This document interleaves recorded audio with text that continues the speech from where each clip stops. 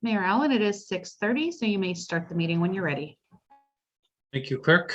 Good evening, Council. Can I have a mover and seconder to call the meeting to order?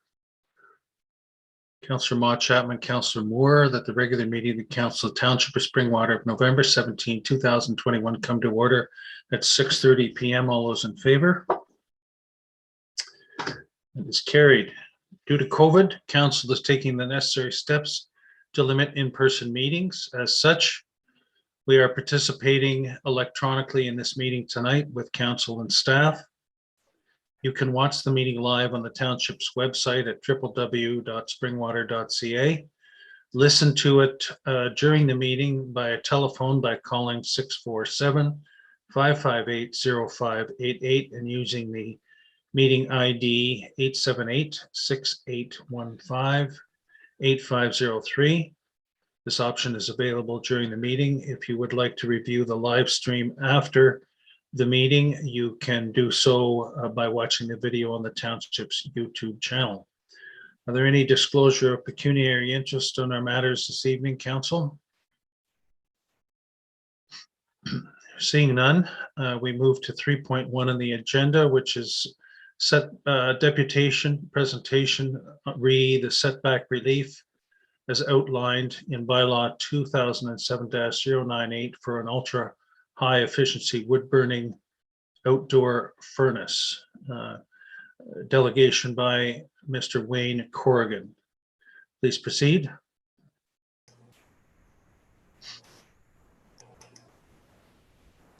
Okay, thank you for letting me on the agenda here tonight. What I wanted to talk to Council about very briefly is we're replacing our furnace. It's a wood electric furnace. It's been in the house for 32 years. And we've basically come down to the availability and stuff like that. But this ultra high efficiency outdoor wood burning furnace is really what we're looking to install. We found out through the building department that there is a bylaw, and I can effectively meet all of the conditions with the exception of two, and that's the offset from my house and the offset from my west property line. I did send out a package for everybody to have a look through. I don't know, whether you've read it or not, but the furnace is a newer version of a furnace that's probably within the last couple of years. So I suspect that the original concept of the bylaw was based on, the ones that we typically see around that maybe let out a lot of smoke and that type of thing. From what I've seen and what I'm told and what I read from the manufacturer, this unit, once it gets burning, is very similar to a propane unit. You would think it was propane. It burns that clean. So what else have we got here? The only change, I did send out the document and I remeasured my locations today. And I do have to make a slight change that I said that I could get 30 meters from my house. I can only get 27. I actually went by the measurement of the pipe that I would run into the house as opposed to the closest corner. So I can still get 88 feet away from the house with this unit. It's actually a self-contained unit, and it's actually CSA approved to put inside of a building with 6-inch clearance from the side, back, and top, and 24 inches from the front. So it's very safe.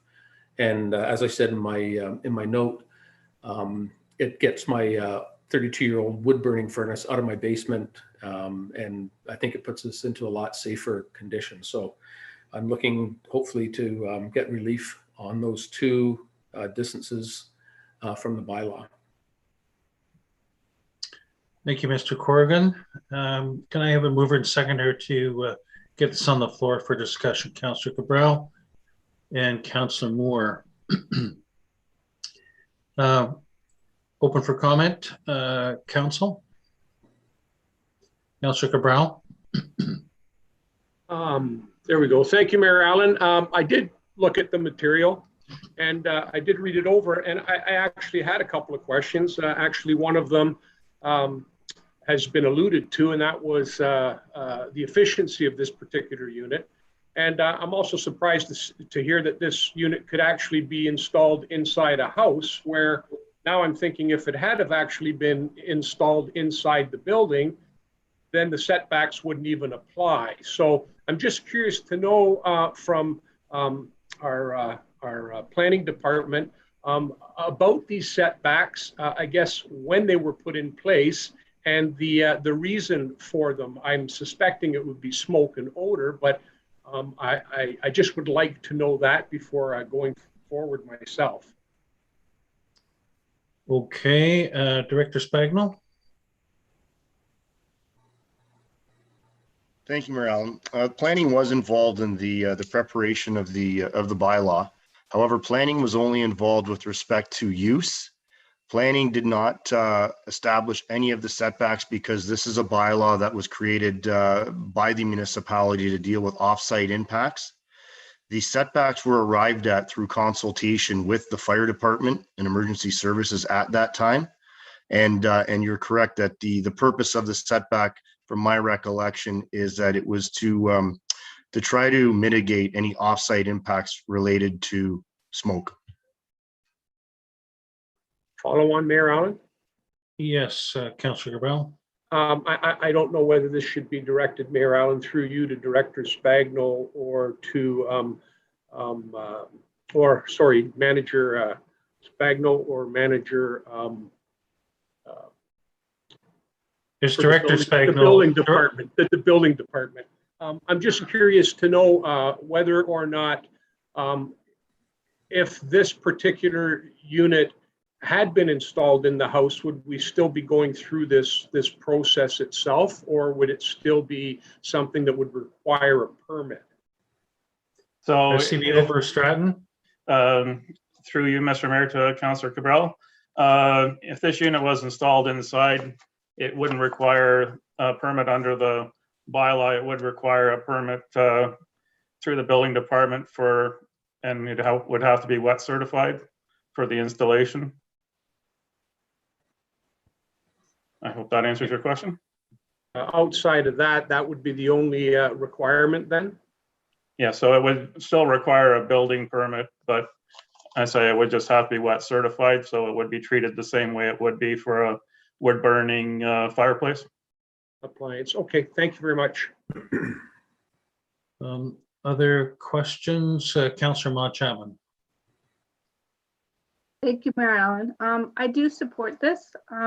And with the other neighbor being set back so far, I know it's supposed to be 20 meters from the property line, but I believe the neighbors beside them are like 100 feet back. So as per the pictures, it doesn't look like they will be infected of that. And they did send us a letter of support. I think since our bylaw was, made in 2007, I think we have there's different units out there that's better efficiency. And I believe that the wood burning is going to be on a concrete pad, so it's safer that way and without smell or burning and things like that. I do support this decision. Okay, thank you. Deputy Mayor Coughlin. Thank you, Mayor Allen, and thank you, Wayne, for your presentation. I'm curious then if this will be coming forward to council as an update to a bylaw, either through you, Mayor Allen, to CB over Stratton or to Chief Kirk. Would we now be updating our bylaw then to afford other residents opportunities to put things like this in place if the new efficiencies are creating separate setbacks? I see Fire Chief Kirk coming on. Is that, do you have a comment on this, Fire Chief? Yes, thank you, Mayor Allen. Through you to Deputy Mayor Coughlin. I did have conversations with Clerk Ainsworth in regards to possibly looking at updating that 2007 document to allow for these type of units, since they produce very limited smoke. And obviously we would be looking at things like allowing these devices because of the heating of homes and such. So I would be looking at improving, updating, I guess, the bylaw, the current bylaw. Okay, Thank Clerk you. Ainsworth. Thank you. Clerk Ainsworth, I believe you have a motion should councillor wish to move it pertaining to this. Yes, through you, Mayor Allen. So the process moving forward, the motion on the agenda this evening is to simply receive the delegation. So should council wish to approve relief from a portion of the bylaw, an amendment would need to be tabled. I do have a draft motion that would be appropriate to provide the relief from the bylaw. I just need to ask clarification from Mr. Corrigan. You did mention the change of setback from the dwelling, but I did miss that number. Could you please repeat what the meters you do require for setback? Yeah, the distance from, excuse me, the distance from the house is 27 meters, as opposed to the 30 that I had said in the original document that I sent out. Thank you. So the amendment that I have drafted states that the motion now before council be amended as follows: to add, and that council hereby approve partial relief from sections 2.3A and 2.3B of bylaw 2007-98, being the outdoor furnace bylaw, relating to setbacks for 1230 Rainbow Valley Road West. Specifically, the outdoor furnace be authorized at a distance of 14.3 meters from the lot line and 27 meters from the existing dwelling. Can I have a mover? Can I have a mover for that, please, and seconder? Councillor Cabral, Councillor Ritchie, Deputy Mayor, did you have a comment? Yes, thank you, Marilyn. And just through you, just to confirm with fire and building that with the additional 3 meters, there's still no concern. I'm sure that there's not, but since the numbers did change since we've had the recommendation. Chief Kirk?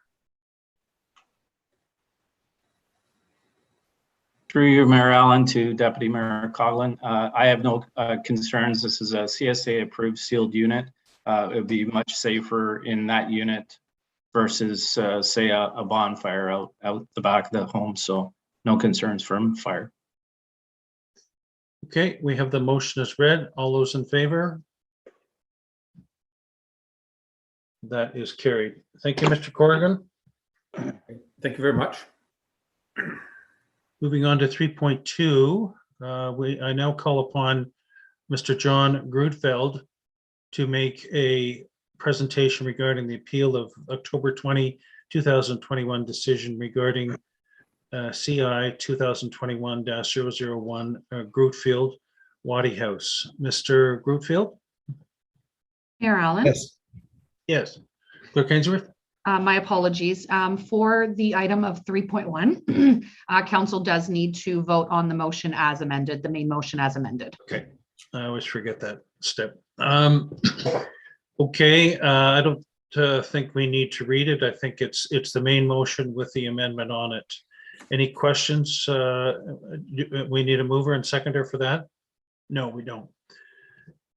All those in favor? That is carried. Thank you. Mr. Grudfeld? Yes, good evening, Mayor Allen, members of council and Springwater staff. So I'm here tonight to appeal as the October 20th, 2001 council decision to deny funding for stonework repairs and restoration of the front entrance porch of the Wadi House under the township's historic property improvement grant. So I'm going to share my screen.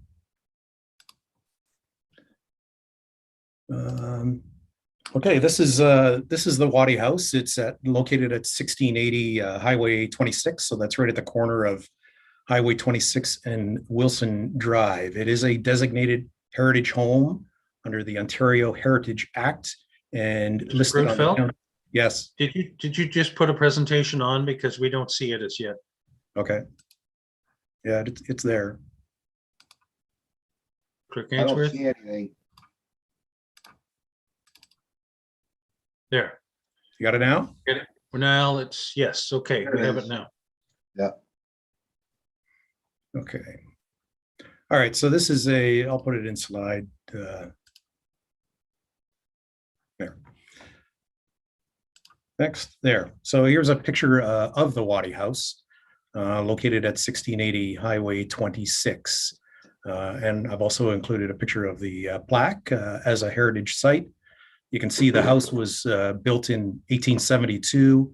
It's quite a unique home in the sense that it is a solid stone house. So it was not built around a framework. It's actually solid laid stone from top to bottom. And some of the stones are quite massive.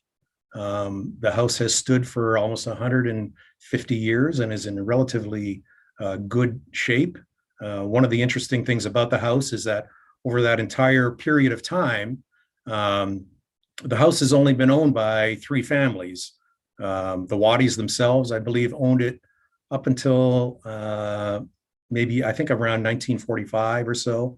And then the Channons owned it from that point in time until 2011, at which time my wife Janet and I purchased the house.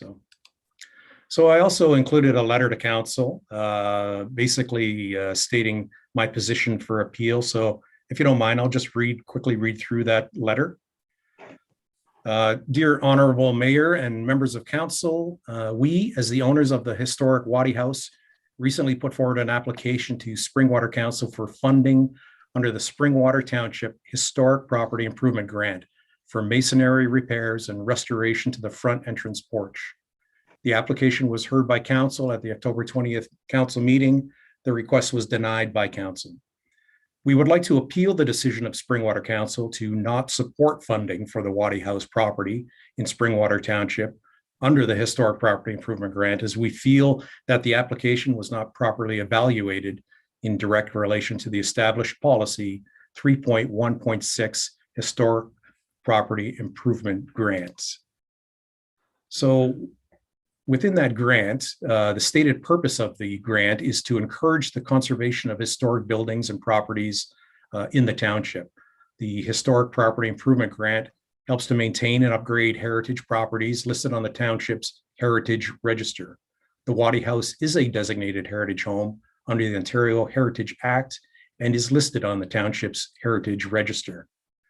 Section B of the Historic Property Improvement Grant Policy, eligible projects, which we'll review later, clearly lays out a framework of projects that would qualify for grant funding under this program.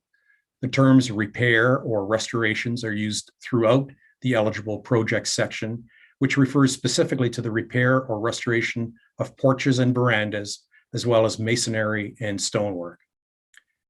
We respectfully request that council reevaluate the application for the funding of repairs and restoration of the Wadi House front porch, which requires stonework restoration. We believe that the proposed project meets the eligibility requirements of the Historic Property Improvement Grant and feel that reevaluation in the presence of the Historic Property Improvement Grant policy will provide a clearer view of the decision criteria. The cost of restoration of this home has been significant, and although there are property tax reductions available to heritage home owners, I think everyone should be aware there are other costs associated with heritage homes that most are unaware of, such as the cost of home insurance, which may be 2 to 3 times higher for heritage homes. We have owned the Wadi House for 10 years, and in that time have completed extensive repairs to both the exterior and interior of the building. French drains have been installed along exterior walls to take water away from the foundation walls and avoid serious structural issues. Chimneys have been rebuilt and chimney caps were installed under the Historic Property Improvement Grant in 2018. Interior work has included floor and wall plaster restoration, as well as detailed room-by-room restoration. The house has been a labor of love over the past 10 years, and we are proud that we have upgraded the condition of this historic home. With the Township of Springwater's support, we hope to continue restoring and preserving this culturally significant home. Regards, John and Janet Grutfeld.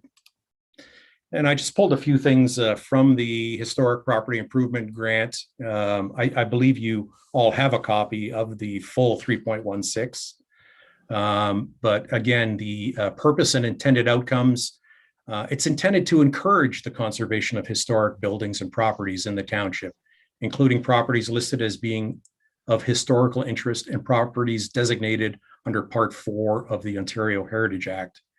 The grant provides incentives for owners of historic properties to renovate or refurbish the properties in a manner that is consistent with and complementary to the heritage character.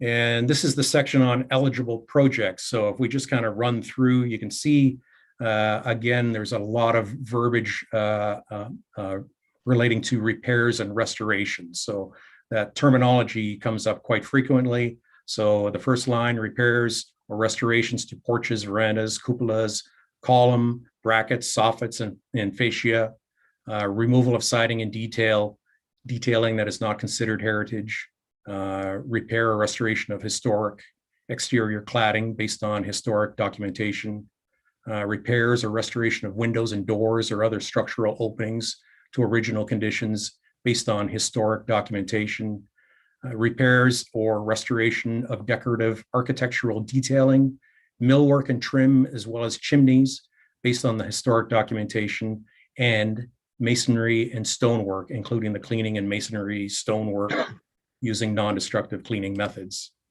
There's some additional eligibility criteria here. Repairs that are critical to the stabilization and conservation of the property, including repairs to the roof and eaves, exterior cladding, windows, foundation, draining, and other repairs to serious structural faults. Renovations and sensitively designed additions to facilitate the adaptive reuse of the property, including conversion to commercial, office, institutional uses, or to a mix of uses. Services of a licensed professional engineer, architect, or certified heritage professional, and then any combination of the above. So I think it's important that our application for the stonework repairs and restoration of the front porch be bumped up directly against this eligibility criteria of the policy. And then just to provide some pictures of the porch. This is the front entrance stone porch, and it's kind of in rough shape right now. The biggest problem is that there is structural degradation and collapse of the stone porch floor. Potentially, this could lead to structural foundation issues. So the stonework laid here basically has been, the foundation below has been washed away, and the stones basically are falling into a hole. So we basically need a new substructure and then relaying of the stonework on top of that. Another problem with this are the porch wall capstones. You can see there's a lot of masonry degradation here, and that requires restoration as well. And then the porch steps similarly have some degradation and failing masonry. And the walls themselves, you can see what happens with the capstones. Because the capstones aren't sealing the walls properly from the top, water gets in behind the wall stones, and frost heaves out the wall stones. So we're facing some of that as well. So, and then this is just alongside the porch. These are some of the French drains that I put in around the house to kind of get as much water away from the foundation as possible. So that's it. Any questions for me? Thank you, Mr. Grutfeld. Can I have a mover and seconder to get this on the floor, please? Councillor Ritchie, Councillor Cabral, questions, comments, Council. Can you take the presentation down, please, Mr. Grutfeld? Yes. Thank you. Councillor Hanna? Thank you, Mayor. I'm not sure who'll answer the question, but my question I have is that, is the applicant asking for funding through the Historic Property Improvement Grant or the Township's Community Improvement Plan? It is the Historic Property Improvement Grant that we are asking for funding through. So if I follow up to that, Your Worship, do we administer that fund? CEO Schmidt, Mr. Grutfeld, your presentation is still up. If you could keep trying to shut it down, please. How's that? There. Thank you. Thank you. CEO Schmidt. Thank you, Mr. Mayor. Just to clarify the question from Councillor Hanna. So my understanding that the historic improvement grant is part of the community improvement program that the township has authorized. So it's one and the same. Follow on, Councillor Hannah. I think that's my question for now. Thank you. Councillor Cabral. Thank you, Mayor Allen. I have to admit, I struggled with the mere fact that the delegation was coming before council again. The way I interpret the community improvement program, and I'm going to reference section 5, speaks to the appeal on refusal as follows. I just want to read this out because I'm not the only one that likely struggled with it. I know that I've been in communication with staff, and maybe this is something that needs to be looked at again. But the way I interpret it, the appeal would be handled when council appoints an approval authority to look after these matters on their own, and then the application is refused by that approval authority. We don't have that, but in that case, they would have leave to appeal to council. The only example I could give of this is a city the size of Toronto, where council wouldn't be in a position to hear the numerous applications for a community improvement program, and they would have an approval authority in place to look after that. They would only hear the appeals when an approval authority refused the application. At least that's my understanding. So I do want to take a moment just to read it out so you can see why it's a bit confusing. Approval authority. Council is responsible for making decisions on financial incentive applications. However, council may, at its discretion, appoint an alternative approval authority to fulfill all or some of the responsibilities noted below. The approval authority will be appointed to review and make decisions on applications for financial incentives. If no approval authority is appointed, the responsibilities for approval authority as outlined in this plan will apply to council. Now, section 5 speaks to the appeal and refusal of financial incentive program applications. Where an approval authority has been appointed and an application has been refused, the applicant will be given the option to appeal the application to council. The administrator will coordinate the meeting with council to hear the appeal. Council will make a final decision on the application in consideration of the administrator's report and the applicant's reasons for appeal. This simply confuses me because normally if you're going to appeal something, you appeal it to a higher authority. And in this case, that's not happening. So in my opinion, this is a reconsideration, and I believe it's still out of order. However, that's besides the point. I do want to make not a quick comment, take a minute. When this came back, I did look into it a little bit further. And I know when I first saw it, my concerns were that regular maintenance should be something that everybody entertains. And I think back then I also mentioned that if someone let their roof shingles go for a long, long time, and all of a sudden they had water damage, good luck with the insurance company, because regular maintenance is something that a homeowner has to upkeep. So that's why even looking at these pictures, this stuff didn't happen overnight. This stuff took a long time to happen. And I believe that the Wadi House has been designated as a heritage site for many, many years and has benefited from the reduction in taxes and tax forgiveness, not only at the township level, but also at the county since 2015, I believe, as well as the Board of Education. And it doesn't matter where the money is going as a grant, we have to keep in mind where the money is coming from. And the money just doesn't come out of thin air. So I'm going to just read this off because I think it'll make it a little bit more clearer. I don't know whether or not I've changed my position on this, and I do appreciate Mr. Grootveldt's presentation and his comments. The Wadi House has benefited from the heritage designation for many, many years. As such, there is an incentive in the form of considerable tax reduction and tax forgiveness in having the property designated as such through agreement with the township. I would suggest that the financial incentives provided by the reduction forgiveness is to assist with the ongoing maintenance and ongoing preservation of the key designated features listed as worthy of designation in the Wadi House.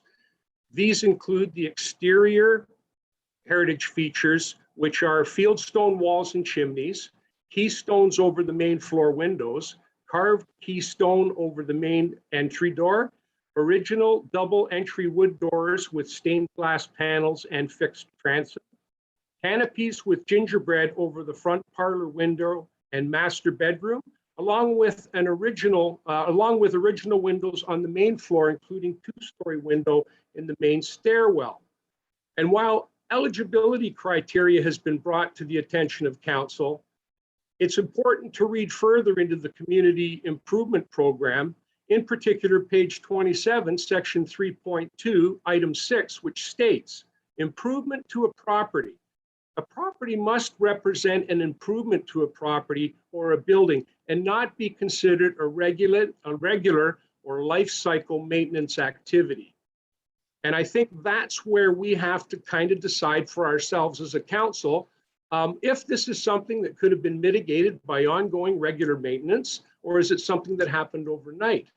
I also have to say that the CIP is extremely generous from one extreme to the other, and I think that's meant to take into consideration situations where someone does buy a heritage property that is in dire need of reclamation, for lack of a better term, and restoration. In certain situations, and I think we've had one where insurance was alluded to here, I think we had someone say they didn't want to be part of the program anymore and took themselves off the registry. So it is a choice for the homeowner. So it boils down to that particular area. So anyway, this is the area of concern and contention. And I'd submit that, like I say, just about any work could meet the eligibility criteria. However, the section that I just referred to is in place to provide a balance between improvement and repair and maintenance, and ongoing repairs and maintenance must be carried out routinely so that large work such as these should be avoided or could be avoided. In regards to eligibility, on reading the CIP, I also had a concern with that. The terms veranda and porch were referenced, so I thought I would look in to see exactly what they were defined to be. I referenced the Cambridge Online Dictionary and found that the word veranda means a raised, covered, sometimes partly closed area, often made of wood on the front or side of a building. The word porch means a covered structure in front of the entrance to a building. On viewing the pictures specific to the project as found on the report, I would suggest that the project area does not meet the definition of either veranda or porch since it is not covered. So I'm stuck in the middle on this, and I don't think I'm going to change my position from the initial meeting. And those are the only comments I have to make.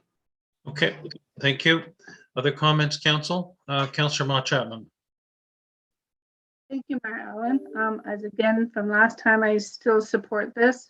As Mr. Grofeld did say, mentioned in his presentation, it clearly states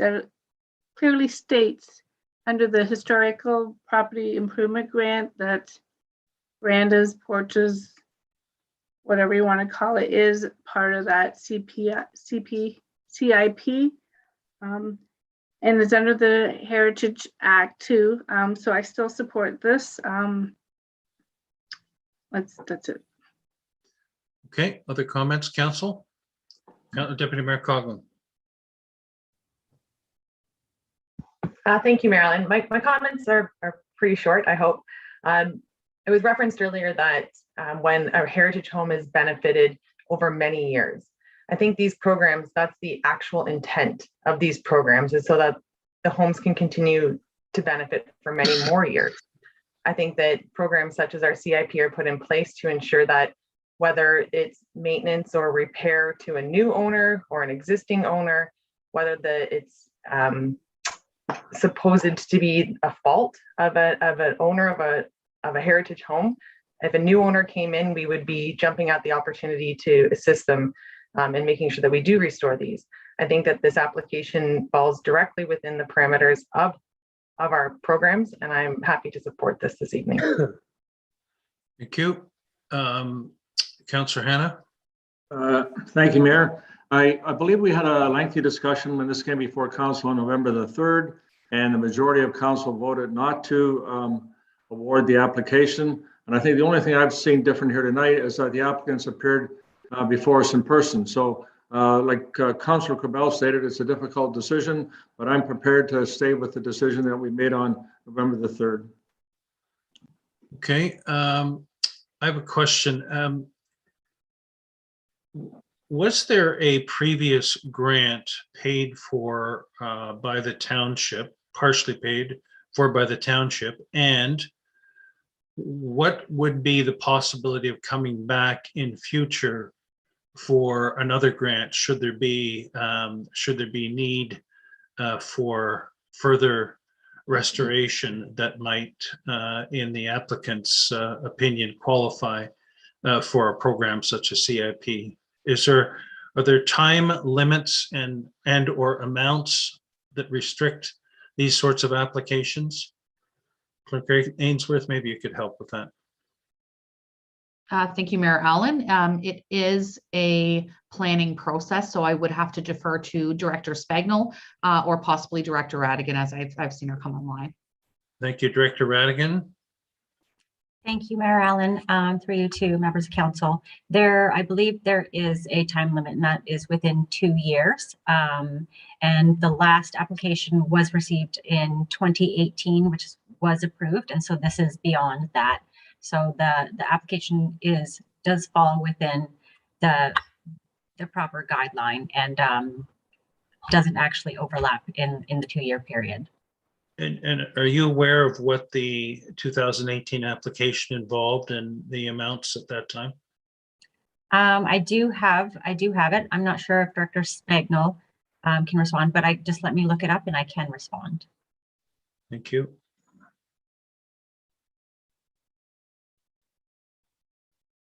Mr. Grutfeld, do you recall what the details and amount were?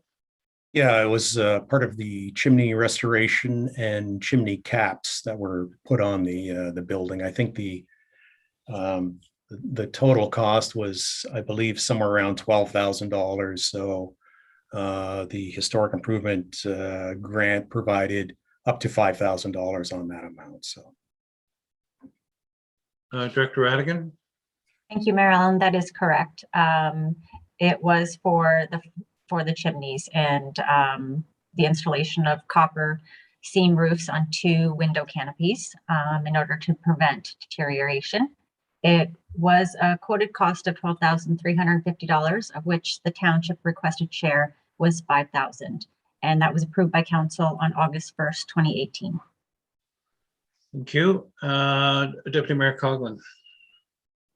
Thank you, Mayor Allen, and through you, further to the biannual application, the restrictions on that, is there a funding restriction? So one property, is there an amount that the property, once they get to say $10,000, they're not able to apply anymore, regardless of over how many years? Director Radigan. Thank you. Through you, Mayor Allen, to Deputy Mayor Coughlin. I don't believe there is a limit. However, our reserve would predefine what that limit is, since we are depleting that reserve. Once there's no funds left in the reserve, there would not be any grant dollars unless council decided to contribute to the reserve. Thank you, CEO Schmidt. Thank you, Mr. Mayor. I believe there is a cap, a 2-year cap, which is individual can apply for up to 2 programs within the CIP, with one exception, which is I believe the tax increment funding program. That's a separate program. And I believe the maximum in the 2 years up to $10,000 is the limit that could be approved. So just for clarification, you mentioned 2 times and then you mentioned 2 years. Can you clarify that? So they're eligible to apply, sorry, Mr. Mayor, through you, they're eligible to apply for 2 of the programs within the CIP program, up to a maximum of $10,000. and that's over a 2-year time frame. So once that 2-year time frame elapses, they can again apply for subsequent applications. Okay. Councillor Moore. Thank you, Mayor Allen. I have a question for probably Director Radigan. It says there's a balance of $14,000 in the fund right now, where I think I read too that it started at 50,000. Can you just let me or advise me on when that gets added to or replaced, or is that every 2 years? I want to know if we're going to run out of that money and never have any additional funds for this project. Director Radigan. Thank you, through you, Mayor Allen. That is the balance of the reserve, but based on my understanding of how the reserve would work, through the budget process, staff would recommend a contribution to the reserve to ensure that the CIP program continues. CEO Schmidt. Thank you, Mr. And just further to Director Radigan's comments. So the original program, Councillor Moore, was put in place, and there was the $50,000 seed money that was put aside for this. And I think the intent is once those funds run out, either, as Director Radigan mentioned, funds could be put through the budget process, and or council could be brought forward back to council to determine whether or not the program continues, and additional funds could be added at that time. Follow on, Councillor Moore. Thank you, Mayor Allen. I just want to say then that it's important that we spread this money around then as best we can, and that everyone have an equal opportunity to apply for these funds. So I will stand by my decision from our previous meeting. Thank you. Councillor Maud Chapman. Mayor Allen, I'm just questioning, I believe this is the second time I'm applying for the CIP for this Wadi House. Was there a previous time to the chimneys, Mr. Grutfeld? Yes, that is correct. In 2018. And Okay. in my discussions with the Heritage Advisory Committee, I mean, it was there was no restrictions on the number of times you can come and request funding for these projects, other than the 2-year window, was my understanding. So it's not that each heritage home is only allowed one shot at this thing. So. Okay, Councillor Cabral. Thank you, Mayor Allen. I just a comment. I did not know about the previous one prior to this one coming up and looking into it a little bit further. So I do want to let Mr. Grutfeld know that that was not on my mind at the previous meeting. And I certainly don't want to intimate to anyone that the CIP program does not work. I just am of the mind and position that in this particular case, I can't support it. And I can't find it. I did make mention to staff when I was communicating with them to try and get some background information. I thought that I saw somewhere in the CIP that it said one project, one name. And it just kind of resonated me with a bit, because the first application that went through, if I'm not mistaken, and of course, Mr. Grutfeld could correct me if I'm wrong, but I believe that went in under his wife's name solely, but the agreement for heritage designation is under both names. So that's something else that maybe going forward we could look at. If we're going to be talking about a property, then it's the property that should be seen as the applicant per se, not necessarily one person and then another application comes along. And I have to ask the question, Mr. Grutfeld, did your application have your name on it this time, or was it your wife's name, the same as the first application that came through? I believe it was my wife's name. She presented the application to staff, so it would have been under her name.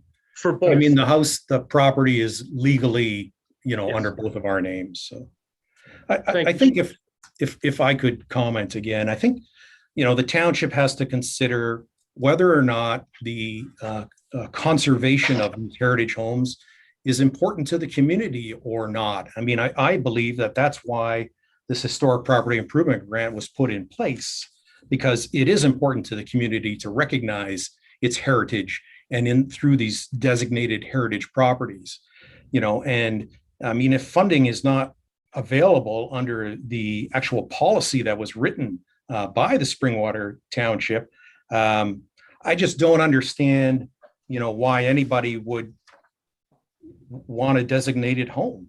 I have to ask that question, because when I look at the Ontario Heritage Act, I mean, there's an actual section on, why designate, and it itemizes a few reasons. One of them, the designation provides property owners with access to grants, loans, or tax relief to support the conservation of the property.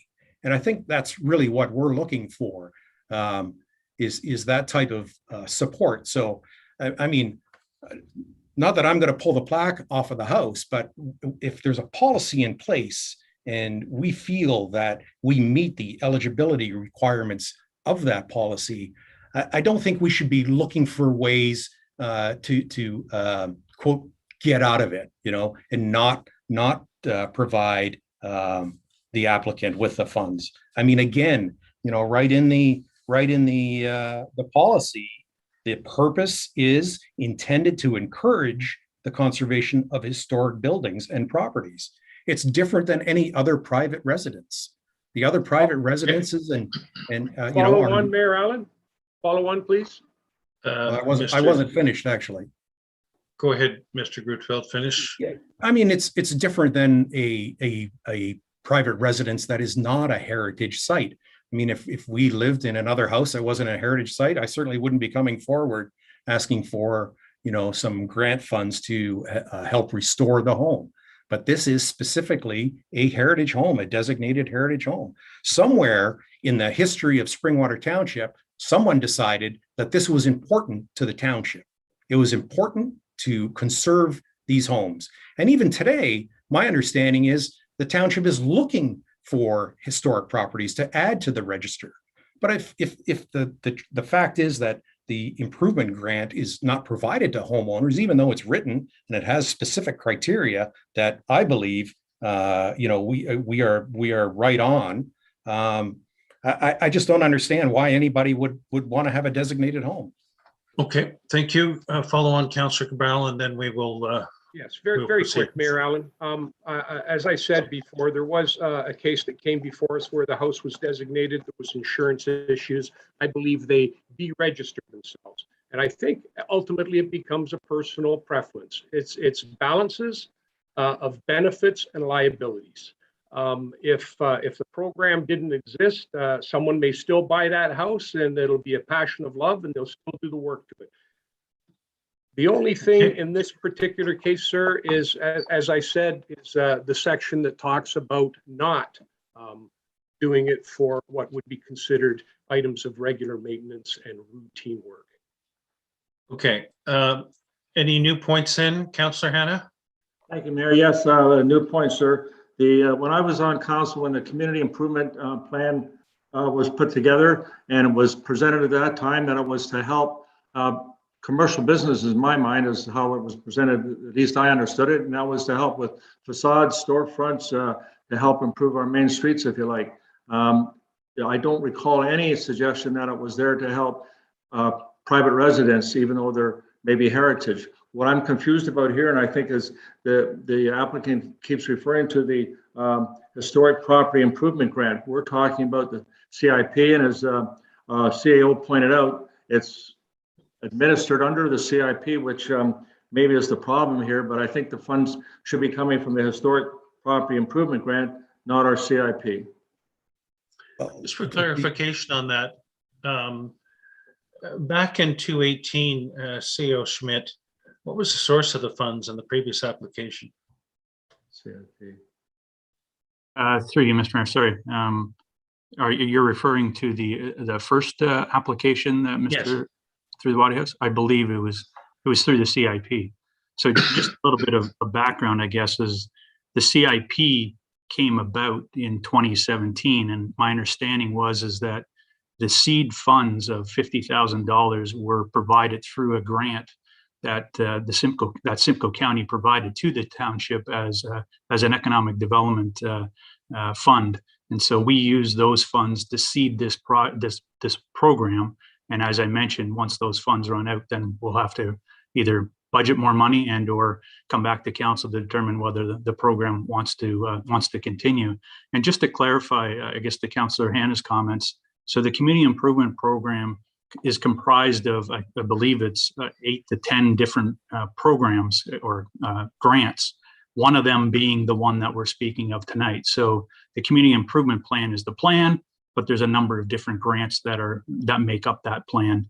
And just finally, on section 3.2 of the actual plan, just to clarify some points earlier, the maximum total incentive amount, so the total amount of all incentive benefits must not exceed the project costs, and if combined with another program, shall not exceed a total value of $10,000.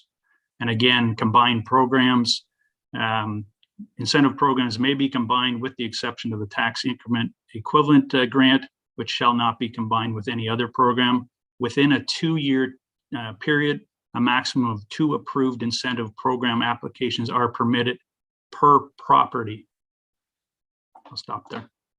Okay. All right. So we've had discussion about this.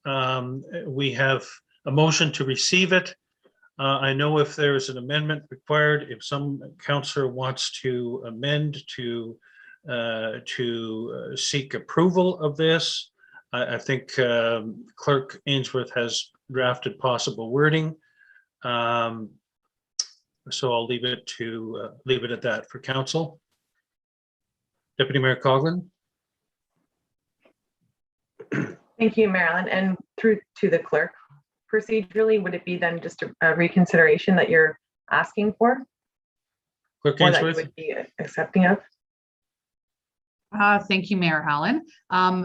With the process of the appeal coming forward as a delegation, it would be more appropriate if it was an amendment to the main motion to receive the delegation. The motion that I've drafted would read that the motion now before council be amended as follows: to add, and that having heard the appeal regarding CI 2021-001 Grootveld Wadi House, council hereby approve the application. Okay.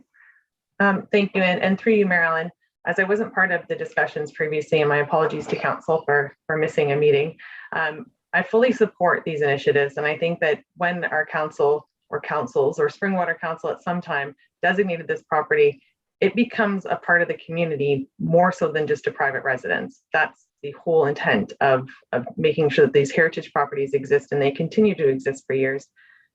And I'm often caught with routine maintenance is restoration. That's the way that we keep old homes alive. So I fully support this, and I would like the opportunity to vote on that. So I will ask for an amendment this evening. Okay, there's a mover for the amendment. Is there a seconder?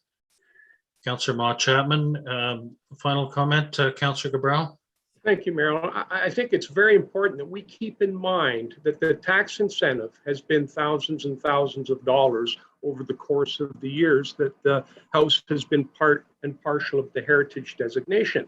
And I think it's very important that we keep that in mind, because that's why that designation is there, to provide that tax relief. It's, basically it's all the other taxpayers and neighbors that are paying for the repairs to the Wadi House. So we have to be mindful of that too. That's the only point I wanted to point out, is there is funding available. Deputy Mayor Coughlin. Thank you, Marilyn. And through you, I think that the discussion has led to this council could take a look at the policies that we have in place. We have approved a CIP program, and 1/8 of that program is designated to heritage homes and heritage properties.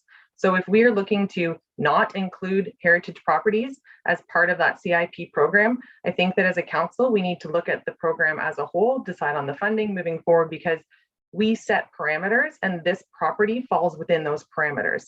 So to me, if we want to take a look at the bigger picture moving forward, otherwise this property in itself falls within everything that we've put in place. So to me, I think that if we have set those rules and this is playing within those rules, I think it needs to be approved. Okay, so we've got final comment, Councillor Mott Chapman. Thank you, Alan. I'm just going on, continue, Deputy Mayor. Do you know how many heritage properties we have used the CIP for? CEO Schmidt, do you know that, or Director Radigan? Oh, Director Spagno. Thanks, Mayor Allen. I do not know how many heritage properties, but I can say that over since 2017, there has been approximately 14 CIP applications that have been processed. Okay, thank you. All right, everybody's clear on the amendment. We have a mover and seconder. All those in favor of the amendment? 1, 2, 3, 4. Opposed? That is carried. The main motion with the amendment as read. We have the same mover and seconder. All those in favor? Mayor Allen, could you read the motion, please? Go ahead, Clerk Ainsworth.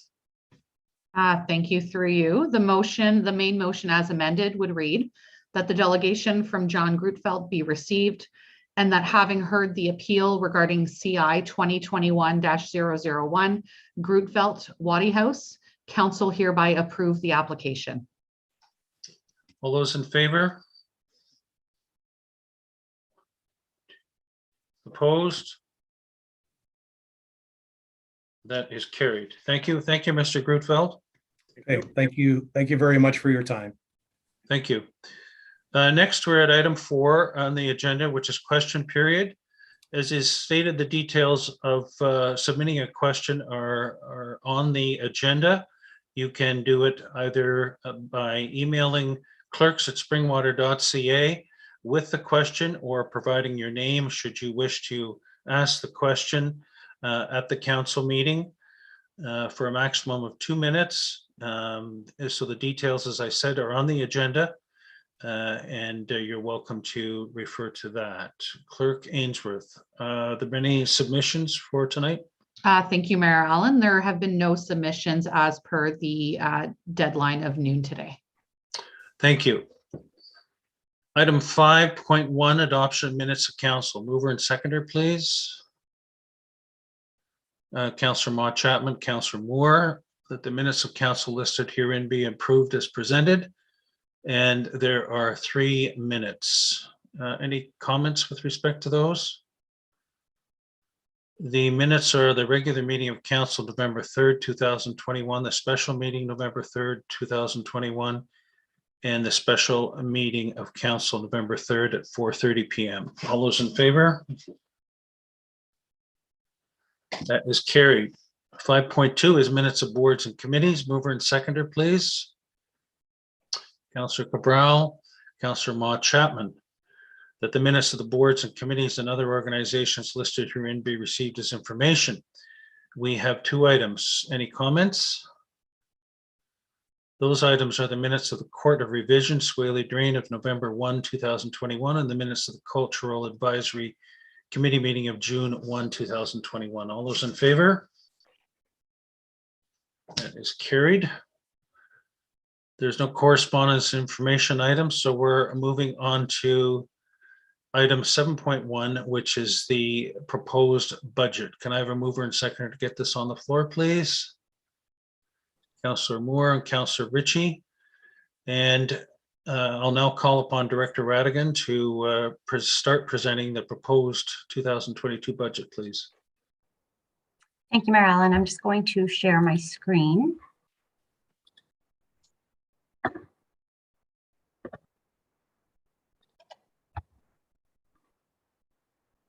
Can you see that? On. There it is. We can see it. Okay, perfect. Good evening, Mayor Allen and members of council. The purpose of this evening's presentation is to officially table the township's proposed 2022 budget and provide members of council, along with the public, some highlights with respect to this plan. All members of council should now be in receipt of their budget books, because they were provided digitally on Friday, and hard copies were also made available for pickup on late Friday. Staff are requesting the proposed 2022 budget be received this evening and referred to the special budget council meeting scheduled for later this month and into next month to allow council to deliberate further and consider what is being proposed for 2022.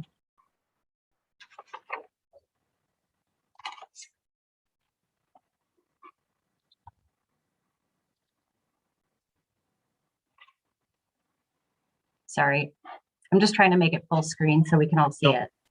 That helps. Thank you. Okay.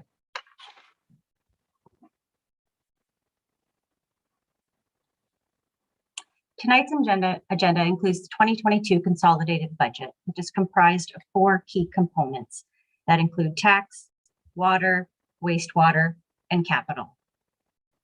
Secondly, we'll discuss some new initiatives and program changes that have been proposed for 2022. Next, we will review the budget timelines. And lastly, we'll review the items the council is required to consider tonight. Before getting into the details, I wanted to take a moment to not only thank the senior management team and their respective managers, but I wanted to especially thank the finance budget team, which includes Anita Bear-Stratton, Eric Wendt, and Candace Wislenko. Without their help, I don't believe I would be able to present a budget. I truly did appreciate their assistance and expertise. So as noted earlier, the township's consolidated budget is comprised of 4 key components. The tax-supported operating budget, which includes programs and services that are primarily funded from property taxes, reserves, and user fees. Some examples of these services and programs that fall into this budget are road maintenance, winter maintenance, fire and emergency services, parks and recreation, bylaw enforcement, and policing. The water rate supported operating budget includes programs and services that are primarily funded from water reserve funds and user fees. Only those residents that have municipal water services available to them are impacted by this budget. This is also similar for the wastewater rate supported operating budget, which includes programs and services that are primarily funded from wastewater reserve funds and user fees. Lastly, the capital budget in the 10-year capital plan includes capital projects or equipments the township would acquire or construct or renew to ensure the services potential of its infrastructure assets and the longevity of its assets. The tax, water, and wastewater operating budgets provide the core services that residents see and utilize on a daily basis.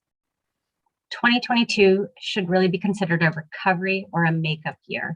Not only does the township need to make up the last year's 0% tax levy, but we also need to get back on track with projects, staff hires, as well as the compensation review. 2022 is another challenging year from a budget perspective. In October, the Consumer Price Index hit 4.7%. The township is proposing a 2.48% increase, including the compensation review and excluding program changes. That's almost half of the inflation.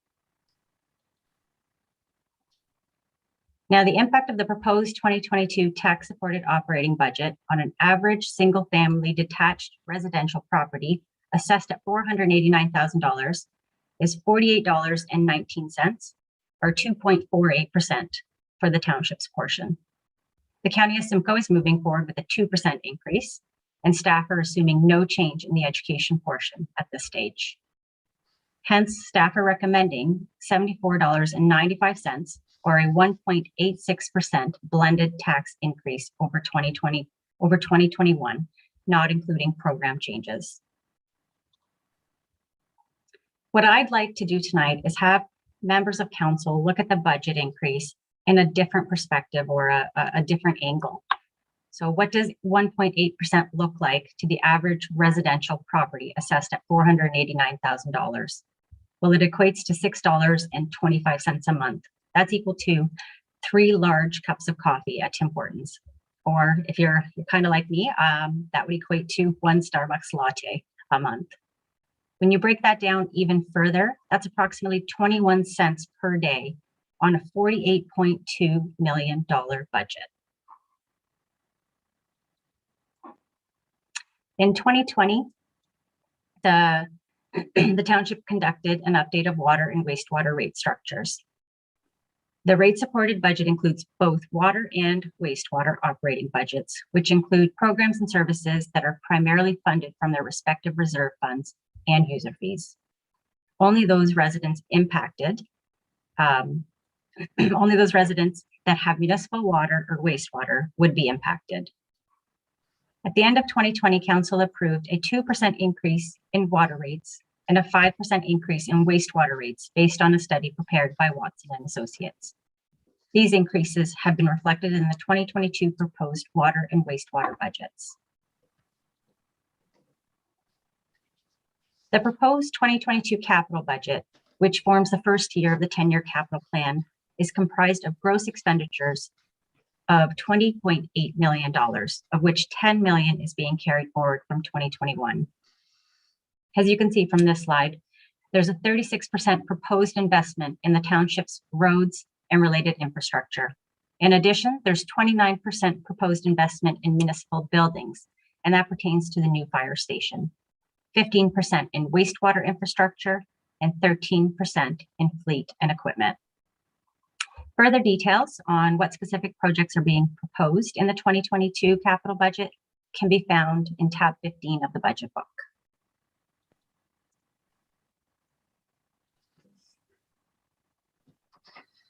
The proposed 2022 capital budget, I think I missed a slide, sorry. No, I didn't. So the proposed 2022 capital budget is also proposing funding sources in the amount of $20.8 million. The majority of funds are proposed to be drawn from development charges, which equates to 47%, or just a little under $10 million. Debt makes up about 14%, which is $3.3 million, and water and wastewater reserve funds contribute approximately $3.1 million. Along with that, staff is proposing approximately $767,000 to come from the operating budget to support initiatives in the 2022 capital budget. The proposed 10-year capital plan is comprised of gross expenditures in the amount of $135.3 million. The majority, almost 73% of the proposed expenditures are in the roads and related infrastructure and municipal building section. And that's mainly due to the multi-purpose complex and the Fire Station 2 project and roads and related infrastructure projects. The proposed 10-year capital plan is comprised of funding sources in the amount of $135.3 million as well. A significant amount is proposed to come from development charges due to anticipated growth. Now that's just under 50%, or approximately $64 million.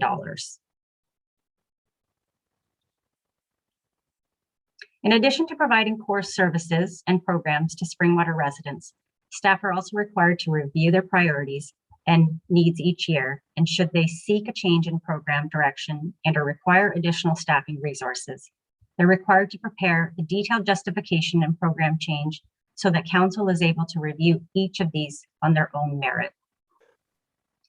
There are 14 program changes being proposed for 2022, of which 11 of them pertain to township requests. This slide provides a high level of the proposed township-only program changes and their proposed impact on the 2022 budget of 1.47%. Of the 11 program changes requested, 7 pertain to new staffing positions. Council may recall the majority of these were also requested in 2021. The township is currently undergoing a second service delivery review, where the draft results of the review will be shared with council at a special meeting scheduled for November 25th with our consultants, CSPN. The draft findings will outline existing staff capacity, areas of pressure, and areas for improvement, all of which should assist council in understanding why staff continue to request additional staff based on current capacity limits. This slide provides a high level of the proposed program changes and their proposed impact on the 2022 budget for the Library and Severn Sound Environmental Association, which would equate to an additional 0.61%. Detailed justification forms can be found in the budget book for all 14 program changes under the Requesting Departments tab or section. So taking into consideration the past two slides, the impact of the proposed tax-supported operating budget on an average residential property assessed at $489,000 is $115.46, or a 2.86% blended tax increase over 2021. Now, this includes all program changes as well as the compensation review, and still remains less than inflation of 4.7%. Once again, I would like to share this increase in a different perspective. What does 2.86% look like to the average residential property assessed at $489,000? Well, it equates to $9.62 a month. That's equal to almost 5 large Tim Hortons coffees and almost 2 Starbucks lattes a month. You break that down even further, that's 32 cents per day for an estimated budget of $48.6 million. Today, staff are simply tabling the budget and requesting that the proposed 2022 budget be received this evening and referred to the special budget council meetings scheduled for later this month and into the next month to allow council to deliberate and further consider what is being proposed for 2022. One item to note, these dates have not included the special meeting of council scheduled for November 25th, where council will receive draft results of the preliminary work completed by CSPN with regards to the service delivery review and detailed analysis of activity worksheets submitted by staff. This meeting should also be considered a part of the budget process, as it will assist council in making decisions with the current staff capacity limits in mind. Lastly, staff is requesting that council consider the following: that the report from the Director of Finance regarding the proposed 2022 budget dated November 17th, 2021 be received, and that the proposed 2022 tax-based operating budget, water operating budget, wastewater operating budget, and proposed 2022 capital budget as presented November 17th, 2021 be referred to the special budget meetings of council for deliberation and consideration. That concludes my presentation for this evening. I'd be happy to answer any of council's questions. Thank you, Director Radigan and team. Certainly looking at the budget binder, a lot of work went into that, and we look forward to the 5 sessions that will be piecing out and dealing with the detail with respect to it. Any overview questions, comments, council? Councillor Hannah? Thank you, Mayor. And I always have trouble every year with understanding the blended. If we go to some of the slides, I think slide 5 or 14, it talks about the blended amount. When I add up the 2.48 township budget increase, it's $2.48 or 2.48%, and then counties 2%, and then program change is another 2.08%. That comes to 6.56%. Then we do the blended and we reduce it, but the amount doesn't go down. So I need somebody to explain to me, and I'm not trying to be difficult, but I just don't understand how you can combine all these things and then reduce the percentage. Director Radigan? Thank you, Mayor Allen. Through you too, Councillor Hannah. So slide 5 did state that 2.48% without program changes, and that would equate to $48.19.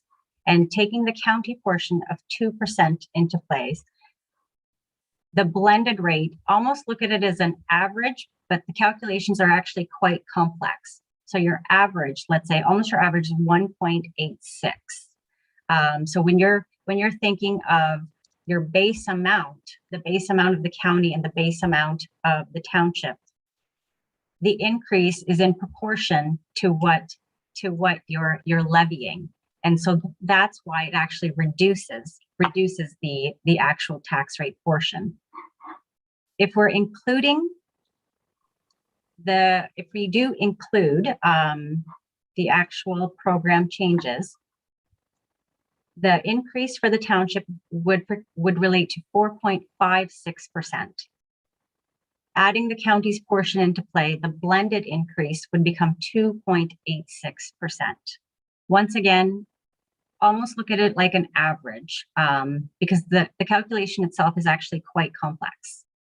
I hope that helps to clarify somewhat. Follow up. Follow No, on. honestly, Director, it doesn't. I just can't understand when we're adding on the amount of dollars that we're needing to collect, and then we take and do a percentage, and we get a percentage of 6.56% tax increase, but then we do a combining a blending, and we reduce the percentage, but the tax dollars don't go down. So I ask this question every year, and I'm still not able to figure it out. Nobody else asked it, so it must just be me. So thank you. No, I think Councillor Hanna, and we asked the same thing of CAO Schmidt in the last budget and the budget before that. And I think it is in the complexity of the mathematical calculation that Director Radigan. So being our new Director of Finance, we're looking to you to translate that to how do numbers that are additive end up being less by this complex calculation. So you don't have to answer that right now, but if you would come back and give us a layman's answer that's understandable, that would be appreciated, because it always comes up. I see you shaking your head, so that means a yes. Sorry, I apologize. Thank you, Mayor Allen. That would be correct. I will definitely do that. Okay, thank you. Councillor Cabral. Thank you, Marilyn. And if it makes Councillor Hanna feel any better, I kept looking at it and I thought I kind of had my head wrapped around it. And then it wasn't very long after that that I realized that I really didn't. So I can understand where he's coming from. And I would like to see something like that just to confirm what I think I know, not what I actually do know. Outside of that, when you were talking about the income or the proposed revenue stream, you referred to the DCs. And I guess part of my concern on that is I want to know, when you're talking about the DCs, are you capturing the DCs that we're forgiving in that equation as well? Director Radigan. Thank you, Marilyn. Through you to Councillor Cabral. Can you please specify which slide you're referring to? I think the number was about, I don't know, $10 million. It was the slide where you showed the incoming revenue, and there was a very nice high blue line that signified the DCs.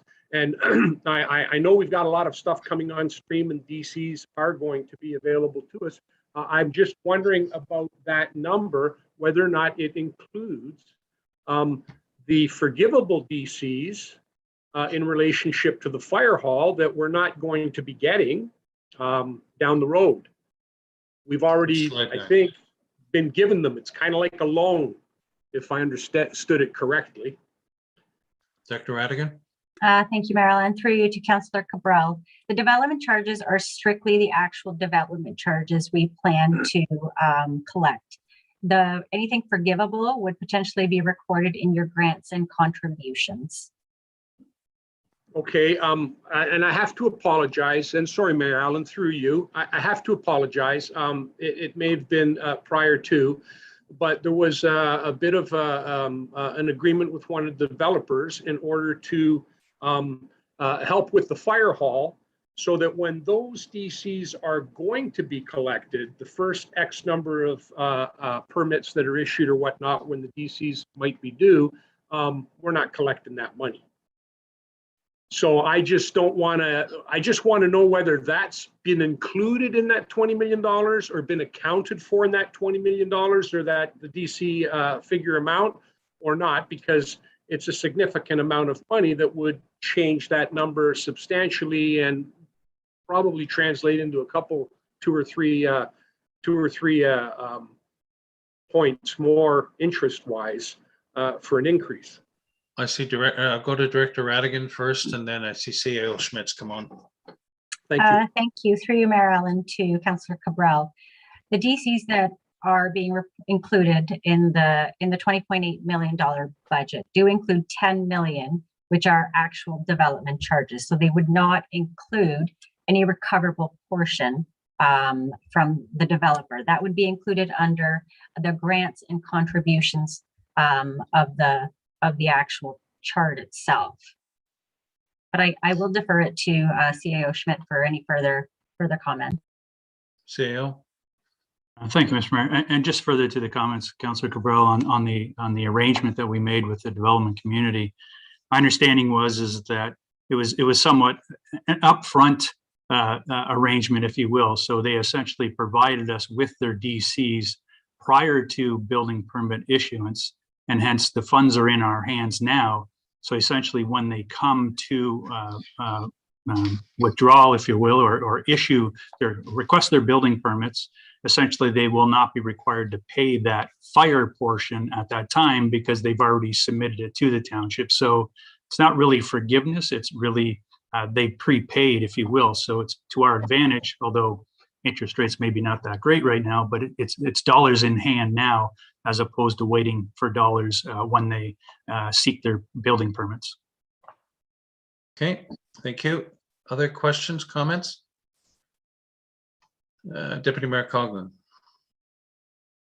Thank you, Marilyn. I do believe that Councillor Cabral had a follow on, but the mute button, I think, was on. I didn't see his card.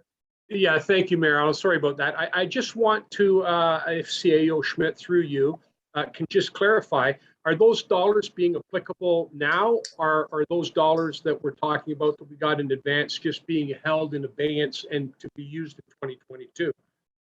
CEO?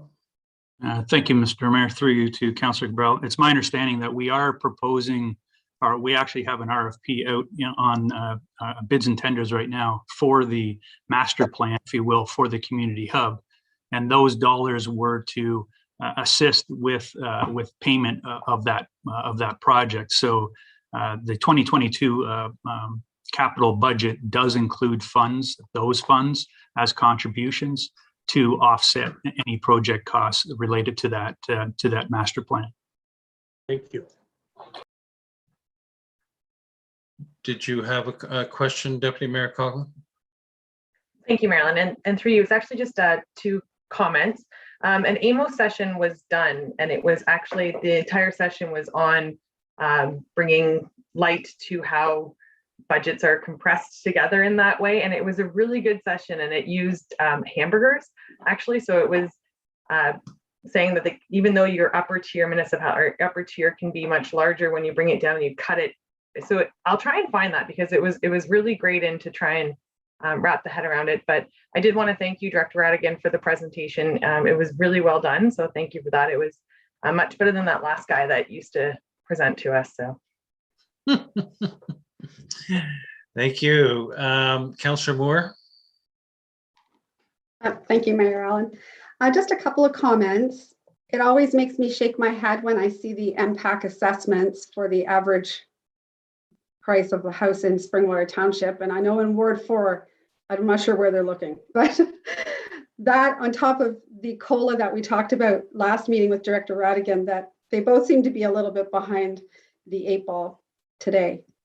On the last slide, Director Radigan, it mentions the last paragraph actually of the last slide. Could you just explain that to me, please, when you're referring to a compliance report being excluded? Thank you. Director Radigan. Absolutely. Thank you, Mayor Allen. Through you to Councillor Moore. The purpose of that is the way municipalities budget, we use PSEP, Public Sector Accounting Standards, and we don't actually budget to include non-cash items such as amortization, post-employee retirement benefits, or any landfill liabilities. If we were to include those in our budget, what you would see is a huge increase in your tax levy. But how most municipalities choose to do it is the Municipal Act requires council to adopt as part of their motion that they are budgeting to exclude those particular items because they are cash-based and they would truly skew what we would need to what we would actually need to fund. But what it does give light to is the fact that there is an infrastructure gap in terms of what we're collecting versus what we potentially will need in the future. It's a little convoluted, so I apologize. I'm trying to do my best to explain it. Thank you. Councillor Hannah, I believe you had your card up. Thank you, Mayor. Through you to Director Radigan. On page 8 of 13 on your first appendix on the recommendation, on page 8 of 13, it lists out the funding sources, development charge, and so on. The debt, $2.9 million. Is that new debt we're going to incur to help offset the tax increase for 2022? We're going to borrow another $2.9 million. Is that correct? Director Radigan? Yes, through you, Mayor Allen, through to Councillor Hannah, that is correct. And the details of that can be found in the annual capital budget on the first page of tab 15, I believe. It does identify the capital projects that do require debt. Thank you. And through the chair to you again, what would our total debt be after we borrow, if council approves borrowing another $2.9 million? What would our total debt be for the residents of Springwater?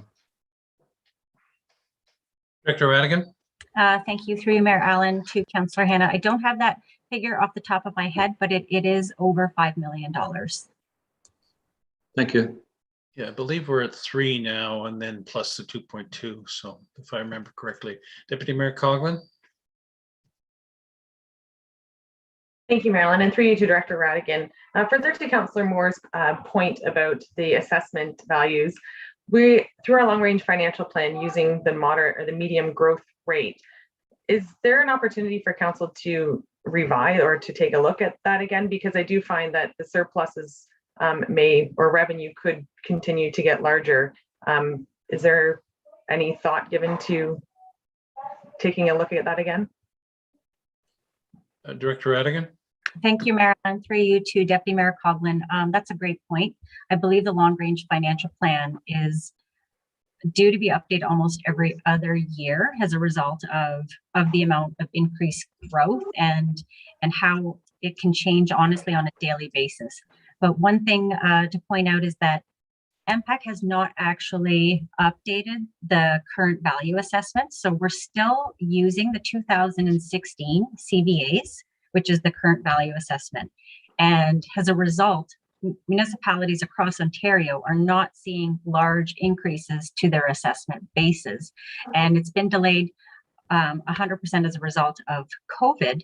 And unfortunately, we don't know when they plan on going and updating the CVAs. I believe it was scheduled for 2022, but it's now been for 2020 and then 2022, but it has now been delayed. Councillor Cabral? Thank you, Mayor Allen. It's just funny we're talking about MPAC because I just got mine today and believe me, it went up. I wanted to ask about two things. One, when we're talking about this council adopt the compliance report for 2022 expenses that have been excluded from the 2022 proposed budget, it talks about it being outlined in the subject report as a requirement to the Ontario regulations. Is this a physical document that we've already been provided with, or is this a document that council members could be provided with so that we have a better understanding of maybe what you were speaking of prior to simply adopting it? Director Radigan? Thank you, through you, Mayor Allen, to Councillor Cabral. The details are actually included in the report to council. I'd say the last few pages do speak to why council would need to adopt that method. Okay, thank you. I thought it was a separate report all by itself. Okay, so Councillor Ritchie? Thank you, Mayor Allen. In regards to the budget, and thank you for the presentation. Excellent work.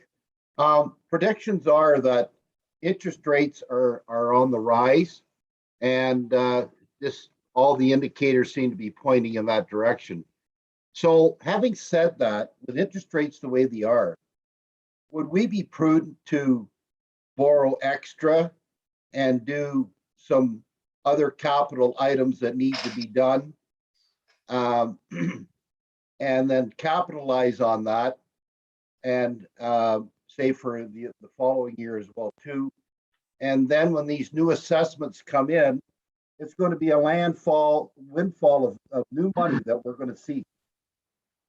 Director More than Radigan? likely, that'll be done after the election of next year, eventual election.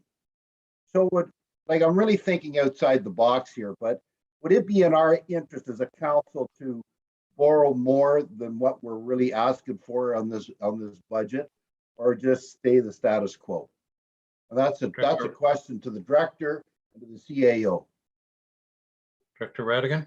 Thank you, Mayor Allen. I will start, and then perhaps the CAO or even General Manager Ramdeo can comment.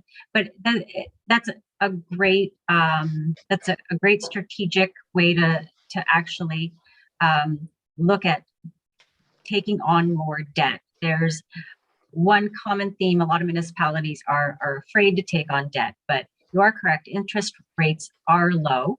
And taking on more debt to do additional infrastructure projects is a great way of looking forward in terms of strategically operations. The only concern I would have is the internal resources right now are very limited. We're backed up on certain projects, and so that would be the only thing I would hesitate to say that we actually have the resources to complete additional projects. I'll hand it over to you. I just also add that on page 39 of the budget book, it takes a look at the debt servicing. And our debt servicing for 2021 was $1,079,000 rounded. And the proposed budget for the increased debt of 3.3 million is proposed. Is going to be $1,002,003. So that's about a 20% increase in servicing the debt, an extra 200,000 approximately. So that's also a consideration. Follow on, Councillor Ritchie. I just to follow on with that, Mayor Allen, where I'm coming from is that when they go to redo these new assessments, and again, just to dwell on the average assessment that you're using, I find that to be low. So where you're getting those numbers is I'm curious to know. But when these new assessments come out, there will be a big windfall of money, and it'll be interesting to see how the municipalities handle this. And if and when that does come out, that's when you can pay the debt back.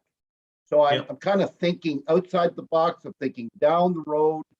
Is it going to happen? Yes, eventually it's going to happen within the next couple of years. So I'm just saying, can we do it, take advantage of the cheap rates and get some of the things done that we'd like to do? And I'll just leave it at that. Thank you. No, it's a good point, and we can discuss that further once we start looking at capital and the relationship to debt. But before I go to Councillor Hannah, CAO, did you have anything to add to this? Thank you, Mr. Mayor. Just further to Director Radigan's comments and echo her comments. I don't disagree with what Councillor Ritchie is proposing. I guess the only thing that I would caution, if you will, is the projects that are on the 10-year capital plan. And we do have a fire station, we do have a multi-purpose complex, which are fairly significant projects that will be up and coming and will be requiring debt. So although we do have room, and we have quite a bit of room available based on the provincial legislation or the requirement, we definitely have room. So, you know, as Mr. Mayor, you mentioned through the capital budget discussion, if there's other projects that council wishes to take on and or to move up, absolutely, we could take a look at that and we can determine what those impacts could be to the township in order to proceed that way. Councillor Ritchie, follow on. One more, yes, and thank you. I just the multi-recplex, the fire station. I'm thinking more along the lines of roads, replacing our fleet, taking a hard look, the asset management plan. What shape is our buildings in? I can look out my window here and see masonry work that needs to be done on the community hall. Things like that would really go a long ways. I think those big projects, I think they'll balance themselves out as we move forward. But the infrastructure of buildings, roads, where we get down to the nitty gritty every year, we will again this year. What road gets done, which road doesn't get done. These are the kind of things that we could really expand on and then pay off once we see this new assessment not come in and we've taken advantage of the cheap rates. And I'll leave it at that. Thank you. Okay, Councillor Hannah. Thank you, Mayor. Before you call for the vote, I'd like to make a motion to amend the recommendation. Okay, and the proposed amendment is? I have a problem with the dates that have been identified by staff. I won't be available for three of the last three meeting dates that have been scheduled for the budget discussions. I won't be available from November the 29th to December the 15th. I'm asking to amend those dates to after December the 15th. So I would be here to represent the residents of Springwater, and I think the budget is one of the most important things we do in the year, and I think every member of council needs to be present for all budget discussions. So that's the motion I'd like to make. So the motion is to adjust the last three dates, November 29, December 6, December 8th, to, it would have to be in January? Not for me. It's up to staff availability, but most important, council's availability. And that would have to, for me, it has to be after December the 15th. So could it be between December 15th and the last day we're open? Yes, sir. For me, it could be. Okay. And what is the last day we're open? I don't have it at my fingertips before the Christmas break, please. Clerk Ainsworth. Thank you. The office closes at noon on December 24th and reopens on January 4th. So 3 meetings would have to be rescheduled for the period December. Sorry, Councillor Hannah, what was the date? December 15th, I'm available from then on. And you're available to attend November 22nd and 24th? Yes, sir.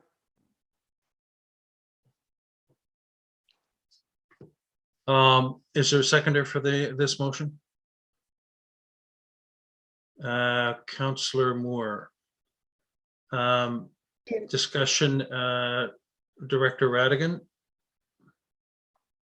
Thank you, Mayor Allen. Through you to members of council. I believe these dates were preliminary and proposed back in July. A lot of staff have vacation time booked around the week before we do have shutdown. We do have staff that have not been able to take a lot of vacation due to workloads. And what I would recommend is sticking with the dates to ensure that it is approved by the December 15th date to accommodate the majority of council, as well as to be able to accommodate staff. Councillor Cabral. Thank you, Mayor Allen. I'm going to really struggle with that last comment. I don't recall being asked or being advised whether or not I could. And with COVID, I have to admit, a lot of things were put on hold, including likely staff vacations that they couldn't take because they had nowhere to go. And I think that when it comes to budget, it's more important that all members of council are present. I don't think it's critical that a particular staff member misses a meeting or two. Obviously, we're going to be talking about budget. We have the material in the budget binders. And to be quite frank, everybody has worked into January and February when we first started. Trying to get it finished by the end of January or by the end of December, to be quite honest with you, that is something that is being proposed. That might not necessarily happen. We could engage ourselves in this with the proposed dates we have before us and still end up not approving this budget until February. So I can't help but feel that council as a whole needs to do budget. It is our responsibility. And we all collectively, including the mayor and the deputy mayor, they represent everybody in the township, but the councillors represent significant considerations in their given wards.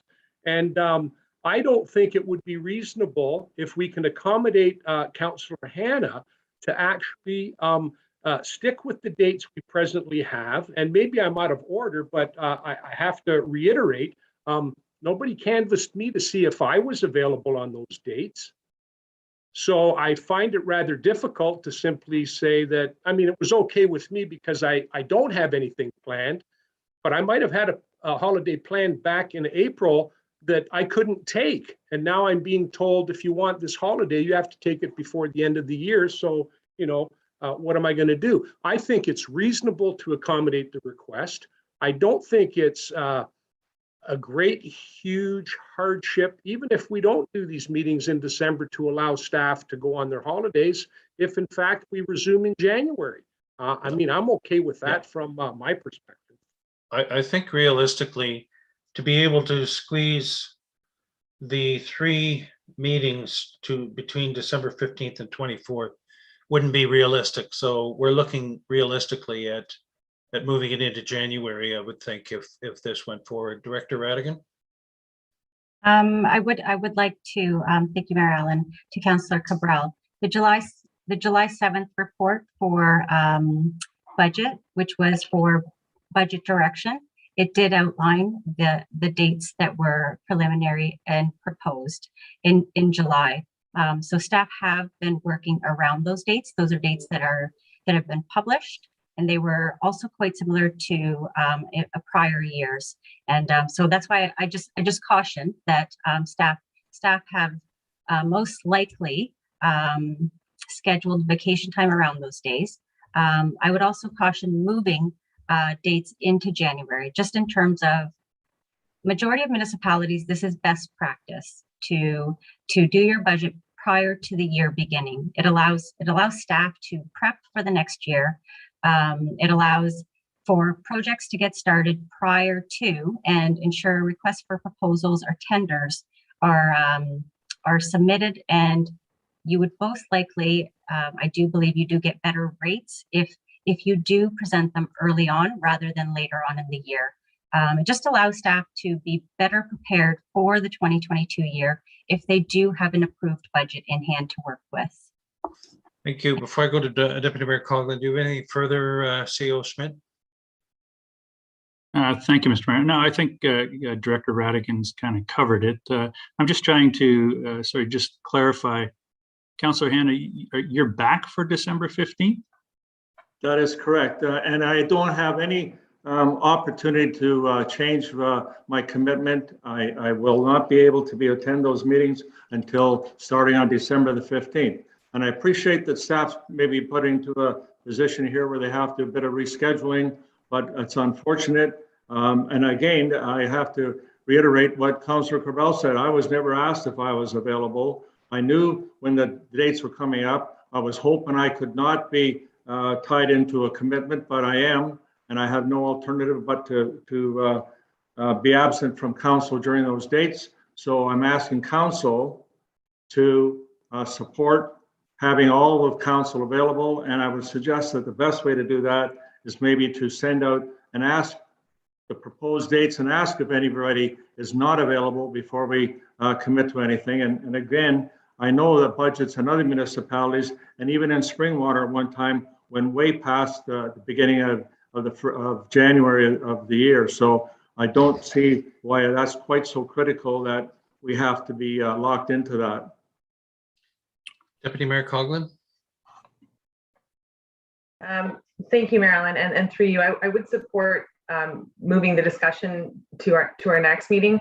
It might become difficult as I did book around the schedule that was provided to us, so I'm actually not available for 2 of the weeks in January. So I don't know how this discussion may take place, but I would definitely be open to the discussion to rescheduling a few of the dates, but just to make council aware that there are 2 weeks in January where I will not be available as per the schedule that was provided. Councillor Moore. Thank you, Mayor Allen. So 2 points. First is that it is an important budget, and I feel that it's critical that all members of council be there.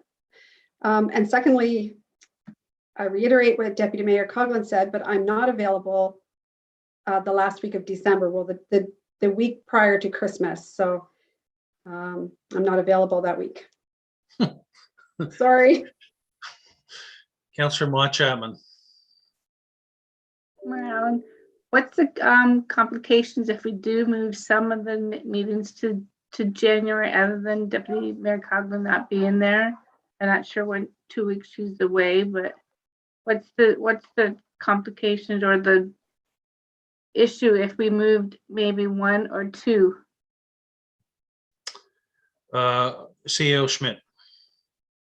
Thank you, Mr. Mayor. Just further to some of the comments here and to Director Radigan's comments and such, there are a number of staff that have the first couple of weeks of January booked already due to the fact that they have not had the opportunity to take vacation this year.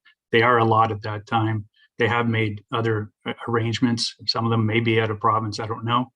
And the other thing is, I would say, with all due respect, this is the schedule that has been undertaken for a number of years now. This is not new. This is the schedule that we typically take. The only time that it gets adjusted is typically in a year where there's an election. So next year, the schedule will be adjusted because new council will be coming on board and we can't approve until later on. But this is the schedule that has been afforded this municipality for a number of years now. And it was drafted, it was proposed in July. There was no discussion since then. And everybody has scheduled, most people have scheduled around these time slots. Councillor Hanna has confirmed he will be back December 15th. That's the date that we're proposing to approve the 2022 budget. Yes, he will miss a couple of meetings, unfortunately, but the final approval is scheduled for December 15th. Councillor Hanna. Thank you, Mayor. And all due respect to staff, that's staff's position. I think council is the ones that are going to make the final decision on this. And again, when that information comes through in January, or I think it was, in July, I believe the report was there. Again, nobody was asked if we were available. I intended to be available. However, the situation is such now that I cannot be available. And for me to be put in a position where I'm going to miss the council meetings because staff have set certain dates without asking who was available, to be quite frank, and not wanting to push the budget into January or February. And I think the simplest thing is just to find out who's available, when they're available, and go forward with the budget when everybody can be there. And that's my notion to amend this recommendation. Deputy Mayor Coughlin. Thank you, Marilyn, and through you to Councillor Hanna. With a friendly amendment to have, I believe your amendment said to reschedule the last 3 meetings, but would it be possible then just to have the last 3 looked at? Maybe we can move 1 or 2 of them to accommodate other vacations of other members of council as well. So to put this on the table tonight and to look at the schedule moving forward, we can have it approved at our next budget meeting. Just looking to be Switzerland and try and keep some peace here. My response, please, Mayor. Councillor Hanna. Thank you. I'm agreeable to doing whatever it takes to get the meetings held when everybody can be available. And I think the only way to do that is to find out when everybody is available. I'm not available for those 3 meetings, and that's why I brought this forward tonight before we approve the recommendation, where it says in that recommendation that this is when the meetings will in fact be. This is the first document I've received where it said exactly when the meetings would be. Yes, it was suggested these would be the meetings would be held back in July, but I'm quite confident if there was some reason why the budget couldn't be ready or staff couldn't prepare the budget or have it in time, we would have made those changes. It's not affecting staff, but it's affecting council, and I believe council has a duty to everybody to make every effort they can to be available for budget discussions. So that is my amendment, that we request to move it forward when everybody's available. And while I have the floor, Mayor, I'll ask for a recorded vote. Councillor Cabral. Thank you, Mary Ellen. Just a couple of comments. I have to admit, it's been an unusual 2 years. Nobody can deny that. I think the additional pressures and why it's so important for all of us to be present during budget deliberations is we have a number of things that are still unquantified. We have union deliberations and negotiations that are ongoing. We don't know what's going to come of that and how that's going to impact the 2022 budget.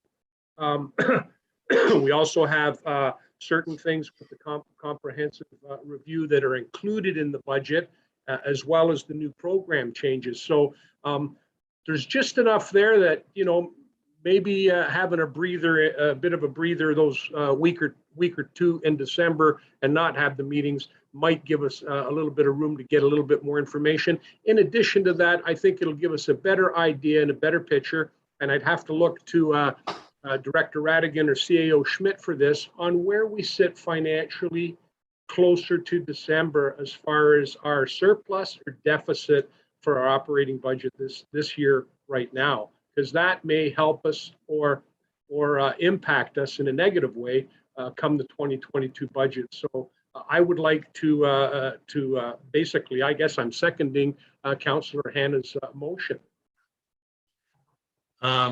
On the question, Director Radigan, of the surplus, any comment with respect to that, surplus or deficit? Thank you, Mayor Allen. Through you to Councillor Cabral. I do believe the Q2 report did indicate a surplus. The Q3 is also trending closer to a surplus as well. We do hope to get a Q3 report to Council in a timely manner that will ultimately depend on potential budget deliberations, as well as interim audit is also coming up as well. So we are trending towards a surplus. However, I would caution using that to aid in reducing your 2022 budget, as it is a one-time funding option and it's truly not sustainable. Okay. If we were to consider deferring the last three meetings, I'm hearing that in January, for the first 2 weeks, Deputy Mayor Coughlin is not available and staff are taking some vacations during that period of time. And who else in January is not available? On council, anybody? Deputy Mayor Coughlin? Thank you, Marilyn.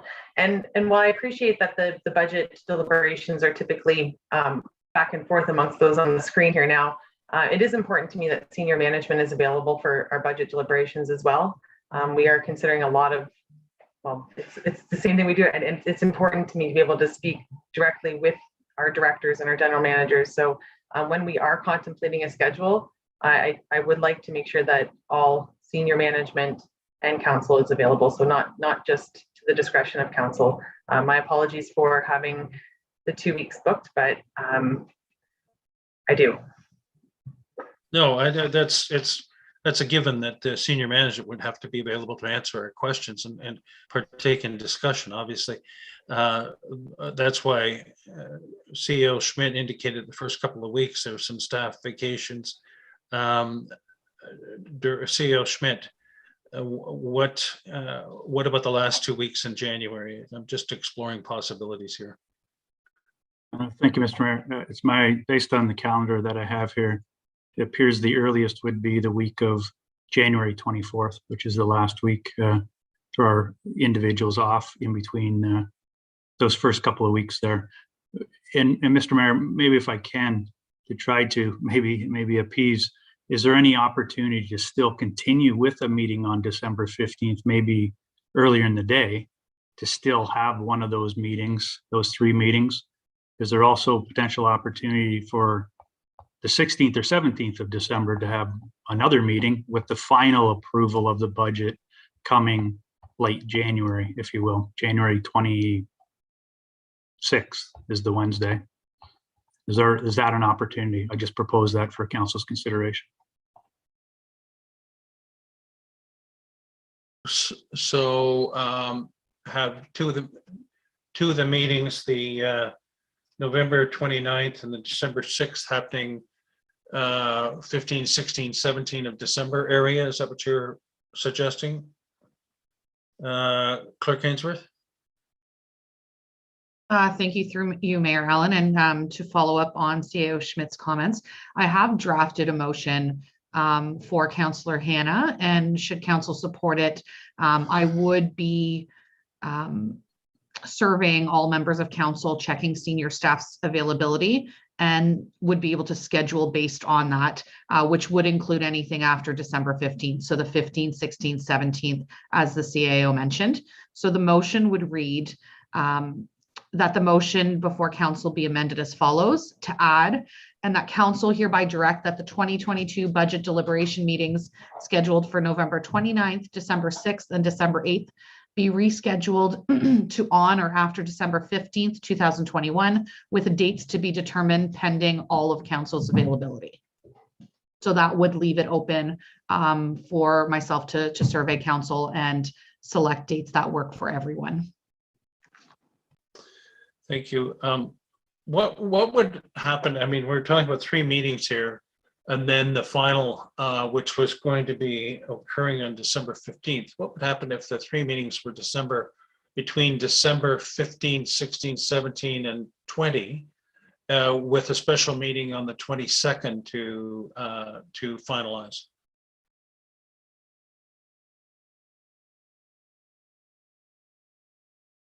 Oh, no, Sorry, that's Mayor, I'm not Councillor Moore. available. I'm not available. Sorry.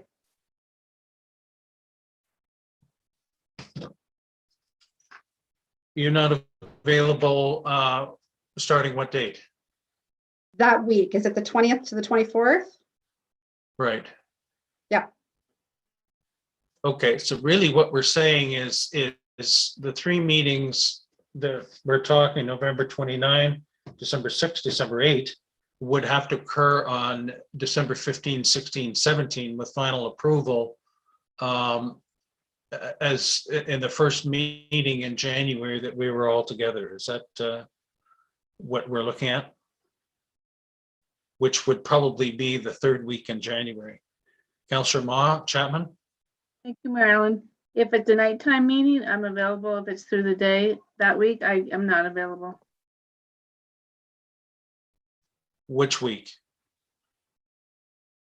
15th, 16th, and 17th. Due to my work schedule, I'm not available those through the day. But nighttime you are. Okay. With that in mind, then, what would be the first comeback date in January that would be possible to finally approve the budget, CEO Schmidt? Given our discussion. Thank you, Mr. Mayor. Through you. 26th? I think what we should do, Mr. Mayor, is as Clerk Ainsworth has proposed, is maybe if council is agreeable to the amended motion, is for her to canvass council, and we can try to arrange for the 3 meetings, however they may fall, and to try to accommodate council as best we can. Okay. Councillor Hannah? Thank you, Mayor. And I want to thank council and staff. And I'm sorry, but I cannot change this commitment I have. I'm locked into it, and that's the way it has to be for me. And I'm sorry about that. But I think it's important, as I said, for all council to be there. And I believe that Clerk Ainsworth's motion is appropriate, and I would be pleased to put it forward. Thank you. Clerk Ainsworth, please repeat the motion, and then I'll go to Director Radigan. Thank you through you. The motion would read that the motion now before council be amended as follows: to add, and that council hereby direct that the 2022 budget deliberation meetings scheduled for November 29th, December 6th, and December 8th be rescheduled to on or after December 15th, 2021, dates to be determined pending all of council's availability. Director Radigan? Thank you, Mayor Allen, through you to members of council. I wasn't sure if if everyone was aware, December 8th is a tentative date. I'm not sure in terms of if that day has been needed in past years, but is it possible to exclude that extra date and just consider 2 extra meetings?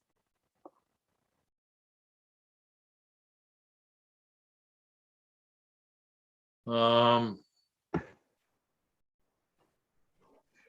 Schmidt. Thank you, Mr. Mayor. Just to Director Radigan's comments, it typically has been used. So again, I would think just based on the amended motion that's before council, again, if council is agreeable to it, then we'll try to work have the clerk Ainsworth work with members of council and staff to try to accommodate as best we can. Okay. All right, everybody clear on the amendment? And Councillor Hannah requested a recorded vote on this. Go ahead, Clerk Ainsworth. Thank you. So on the amendment, that is what council is voting on at this moment. If you could please state yes or no once I call your name. Councillor Cabral? Yes. Councillor Ritchie? Yes. Councillor Chapman? Yes. Councillor Moore? Yes. Councillor Hannah? Yes. Deputy Mayor Coughlin? Yes. And Mayor Allen? Yes. That motion is carried. Thank you, council and staff. And the main motion?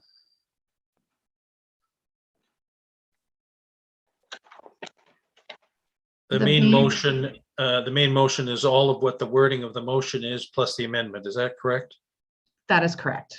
So to save us having to read the whole thing, are there any questions with respect to the main motion as amended, council? All those in favor? That is carried. Okay, moving on to action reports. Mover and second to get this on the floor, please. Councillor Moore and Councillor Cabral. We have 8, 2, 3, 4, 5, and 6. Any questions, comments, or desire to pull any of these? Councillor Cabral.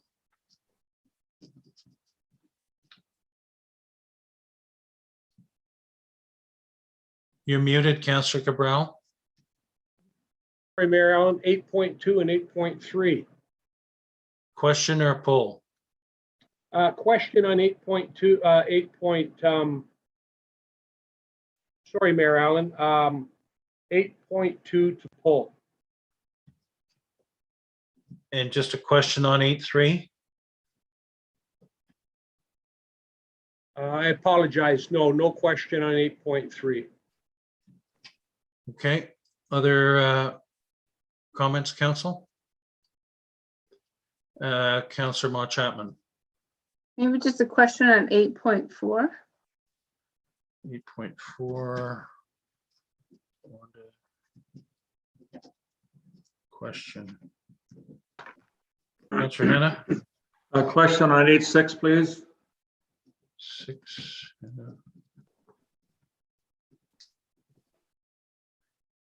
Okay, we will start with 8.4 question. Councillor Ma Chapman. Thank you, Mayor Allen. So with 8.4, with the amendment removing the building or the house across the street, with this one, rezoning plus 7 parking spaces. Are the parking spaces on an angle? Director Spagnol, please. Thank you, Mayor Allen, through Councillor Ma Chapman. My understanding is that they would be angled parking just to reduce just to deal with traffic flow. Now that this has been mentioned, I'd just like to apprise council that staff took it upon themselves to provide a courtesy email to residents who had provided comment as part of the process. Based on some of the feedback that I've gotten some of the residents, I'm not confident that we've reached out to a sufficient number of the commenters. So on that basis, I think just from an optics perspective and to provide ample opportunity for residents to review the report on the agenda, I would respectfully request or recommend that that the item be deferred. As noted, the emails were a courtesy of nature. The Planning Act requires notification of any decision, but I think just on the basis that I'm not confident that all the commenters who provided comment received the email, I think it's probably best to defer that item. Okay, we'll pull 8.4. Councillor had a question on 8.6. Thank you, Mayor. It was just in reference to the funding, that we didn't have enough funding. I'm sorry, I'm trying to read this while I'm talking, but I apologize.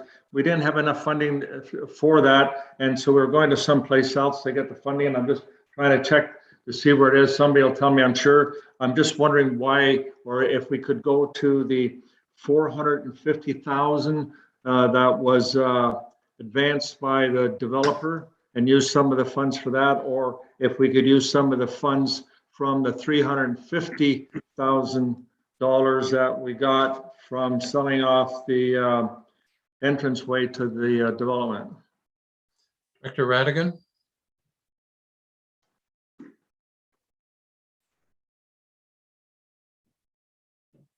Thank you, Mayor Allen. Through you to Councillor Hannah. I do believe some of those funds have been earmarked in the 2022 budget. There is some funding available, but the majority has been earmarked to be used towards some of the projects that relate to either the fire station or the Hasty Track grounds. Thank you. Yeah, thank you, Mayor. Sorry. Through you to the director, I believe that we also have those funds, as I mentioned, and I didn't know if that would be an appropriate way to take the additional funds and use it from that 450 or the 350. And I'm sure staff have thought of that, but I would just wanted to make sure I was aware of it if you had. So thank you. Okay, so we have a mover and seconder. Let me go back up for these and let me read them. That the action reports 8.2 through 8.8 be received, and that recommendations contained therein be approved as presented. 8.3 zoning bylaw amendment ZB 2021-011 Lengal 45 Huron Street. 8.5 facility assessment study amendment to include provisional sites. 8.6 notice of award Hasty Track clearing and grubbing contract 2021-24 PW, with the exception of 8.2 and 8.4. All those in favor?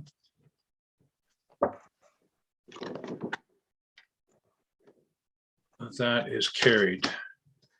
Okay, moving to 8.2. Can I have a mover and seconder to get this on the floor, please? Councillor Moore, Councillor Cabral, and you desired to have that pulled. Councillor Cabral, go ahead. Excuse me. Thank you, Mayor Allen. I thought I was on mute, but not. The reason I wanted to pull this is I'm just curious to know. I know that there's an easement on here. There's no figurative amount put in here either, and it would landlock some property. And I'm thinking back to my days in Toronto when people actually had private residence attached to laneways there. And there's a couple of properties in Toronto that are nary 17 or 18 feet wide. I think someone down there claims to own the narrowest house in Ontario. Anyway, I wanted to bring this up because I see this as very similar to the situation in Orr Lake, where we were looking, or it was being looked at to sell a piece of property that in effect became a rather good lot. And as a result of that, we were looking to inventory surplus land. And the reason I'm pointing that out is I think in this particular case here too, I don't know how wide this is, but if it's a road allowance, I would anticipate that it would be anywhere from 33 to 66 feet wide. And although there's an encroachment on it, that encroachment started for X number of years, and I think probably has maybe another 10 years on it. And I'm just thinking to myself here from a taxpayer perspective that this piece of property should be included in our surplus inventory, and if possible, sold as an entire piece of property. I don't know exactly how it's zoned, but if it's zoned A1, it does provide that someone may build a house there. They could build past the driveway. So I really don't see any advantage to Township. As a matter of fact, what I see here is a loss to Township, because that other piece of property is going to be landlocked. If this is going to be sold, it should be sold as a single piece, and it should be basically made available to anybody who wants to buy it. And of course, they would obviously assume the easement that comes with it until such time as that agreement could be broken. Those are just my thoughts on this. So I'm not prepared to support it. And the other thing I wanted to also mention is these types of properties, road allowances, apparently are excluded from the surplus land inventory that had been requested and is being prepared. I would like to point out that we have some streets that are being plowed at taxpayer expense that don't go anywhere. And really what we're doing is plowing people's driveways. This happens in Elmvale on a couple of locations that the stretch that you plow is maybe 150 feet long. I think those ones should be added to the inventory as well, and either be sold as a separate building lot if possible. And if that's not possible, to maybe consider that these may be sold to the abutting properties to them. A couple of them are right on County Road 92. So okay, I think Councillor Cabral, that's good points. You should bring that up for items for future consideration. That's a separate topic to this.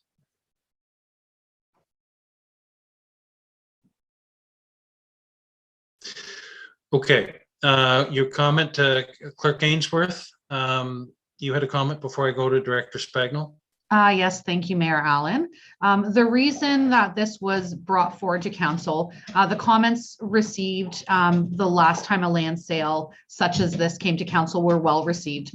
The reason why this one was brought forward to council is specifically due to the circumstances of the entire driveway being within the road allowance. And also you see from the mapping in the report that the home is right on the border of the property line. So the setbacks are also at issue here, which I would have to defer to Director Spagnell regarding any potential future sale, but it is mainly the driveway that's at concern here. This has been in existence. I looked back on mapping since at least 1954. That's how far back I can see the driveway within the road allowance. The easement has only been entered into as of 2012, but this property has had this footprint for 50 plus years. So that would be the concern of any potential future sale for a building lot for this property. It would remove the driveway from the home as well as have issues with the home being right on the property line. We go to Director Spagnell first and then back to you, Councillor Cabral. Director Spagnell. Thank you, Mayor Allen. I guess the confirmation of what can actually be done on the site, planning would have to take a closer look at it just to see the available width of the site. Most likely the site is zoned agricultural. The question would be what type of building envelope that we would be able to get on a site with what's typically a 20-meter wide road allowance. So really, in short, planning would have to do a closer review as to whether or not the property would be eligible for a building permit and what that building would actually look like based on the dimensions of what the lot could possibly be. Councillor Cabral. Thank you, Marilyn, and thank you also to Clerk Ainsworth and Director Spagnell. With respect to the driveway, however, that's an easement and it's by agreement. I know it's been in existence for a long time. However, looking at the size of the lot where the property currently exists, I don't think it would be a stretch of the imagination to possibly have an exit on the opposite side of the house out to the road on their own on their own property. Also, even with respect to the property itself, I'm just thinking out loud here that if someone doesn't want to build on it, that's not to say that one of the farmers wouldn't want to give top dollar for it either. it is a stretch that could be cultivated, and it's already zoned A1. I just would prefer to see this go back to staff for maybe some further examination so that we can make a proper decision on going forward. Okay, you're proposing an amendment as such? Yes, Mayor Allen, I am. Is there a seconder for that amendment? Councillor Moore, further discussion? Mayor Allen, I was going to ask where we are in the lands needs assessment. Do we have a timeline, or has that been started for these surplus road allowances and surplus township property? Clerk Ainsworth or Director Spagnell, where are we at with looking at that in the future? Mayor Allen, I would have to defer that question to Director Spagnell. Thank you, Mayor Allen, through to Councillor Moore. So planning has prepared mapping that provides an inventory of township properties. Planning has gone through the process of identifying what would be required from an approvals process, and this is just on an internal basis, from applications to sever to rezonings to official plan amendments to have properties, to determine what their development capabilities are. So I would say that the base information for the process has been completed. The follow-up to that process will be obtaining council policy and council direction as to whether or not taking an active approach to surplusing these lands and selling them is something that council wants to entertain. And that would require, I think, more in-depth discussion with council regarding the types of considerations that would have to go into taking a look at possibly surplusing lands for future development. One key example that I can think of is that in a lot of the, the neighborhoods that we're in, that are in the municipality, where there might be surplus parkland, where residents may have an issue with severing off parkland. It's those types of considerations that I think council will need to go over when further discussion occurs. On the flip side of that, if the money is going towards Parks and Rec, well, then maybe that's enough to satisfy and appease any concerns from members of the public. But from staff's perspective, that is a conversation that we think needs to occur, so that council knows, and is made aware of some of the issues that may arise by taking an active approach to surplusing these lands. That conversation still needs to happen. Okay. Councillor Maude Chapman. Thank you, Mayor Allen. If it did get approved, the landowner would absorb all costs for the appraisal and lawyer fees, if there's any. Yes, that would normally be the case. Clerk Ainsworth shaking her head. And the price hasn't been determined. A price hasn't been determined with respect to this because it's a subsequent report for valuation reference plan. So potential wording for an amendment then as proposed, Clerk Ainsworth? Thank you, Mayor Allen. And I did want to clarify that the remainder of the road allowance to the east of this property does not go through to Sunnydale Road. It does abut to a neighboring property. So that portion of the road allowance, what would be proposed if this would be approved through the surplus land inventory, that it be sold off to the abutting landowners to the south. So I did want to clarify that just in case. The motion that I have drafted would be that the motion now before council be referred to staff for further investigation regarding possible future uses of the road allowance. Is that okay with the mover and seconder?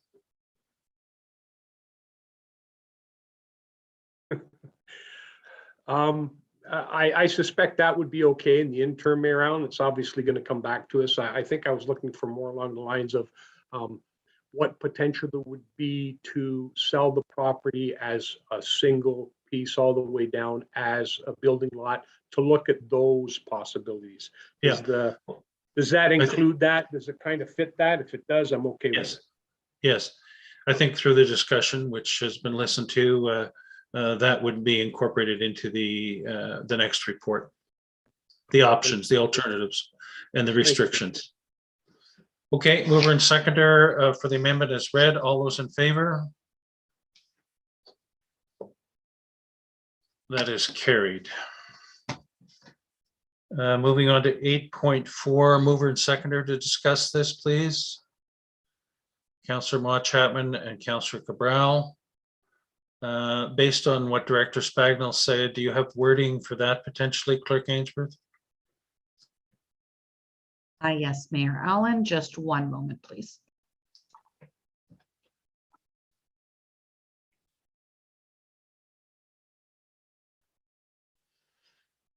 And if I may ask clarification from Director Spagnell, would you like to have, are you suggesting this be deferred to the next meeting of council on December 1st?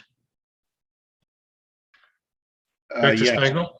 Thank you, Mayor. Through to Clerk Ainsworth. Yes, that would be my recommendation. Thank you. And also, Go ahead.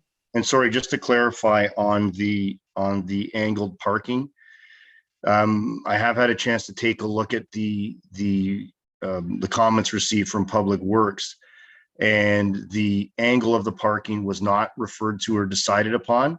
So staff would have to go and go back and obtain comments from Public Works from a safety perspective as to what the preference is on the type of parking and how that would be situated in front of the church property. Just to clarify. So Director Spagnell, with the notice and the clarification and the time for feedback of notice potentially of the change, is it realistic to think that this could come back next council meeting, or do you need, given the constraints you have in your department, resource wise, is it wise to shoot for a couple of meetings from now? Thank you, Mayor Allen, and I appreciate the consideration of that. Really, the notice that was provided to residents was a courtesy notice. It was just to let them know that the application was coming forward. As I said, some of the feedback that I've received leading into this meeting, I'm not exactly confident that was sufficient. So staff would like to send out emails to commenters who wanted some ample opportunity to provide comments ahead of council making a decision. And I really don't think that as far as the angle or the location of the parking, that will be a matter that's going to take up too much of staff's time.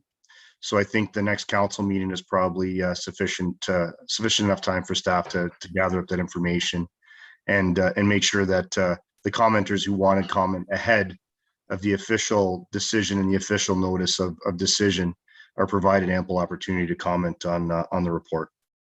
Okay, thank you. So we know the amendment. All those in favor? That is carried. Thank you. Moving on to information reports. Could I have a mover and seconder for the information reports? Councillor Ritchie and Deputy Mayor Coughlin, that the report items listed herein be received as information, the bylaw services monthly activity report for October 2021. Are there any questions with respect to this? Seeing none, all those in favor? That is carried.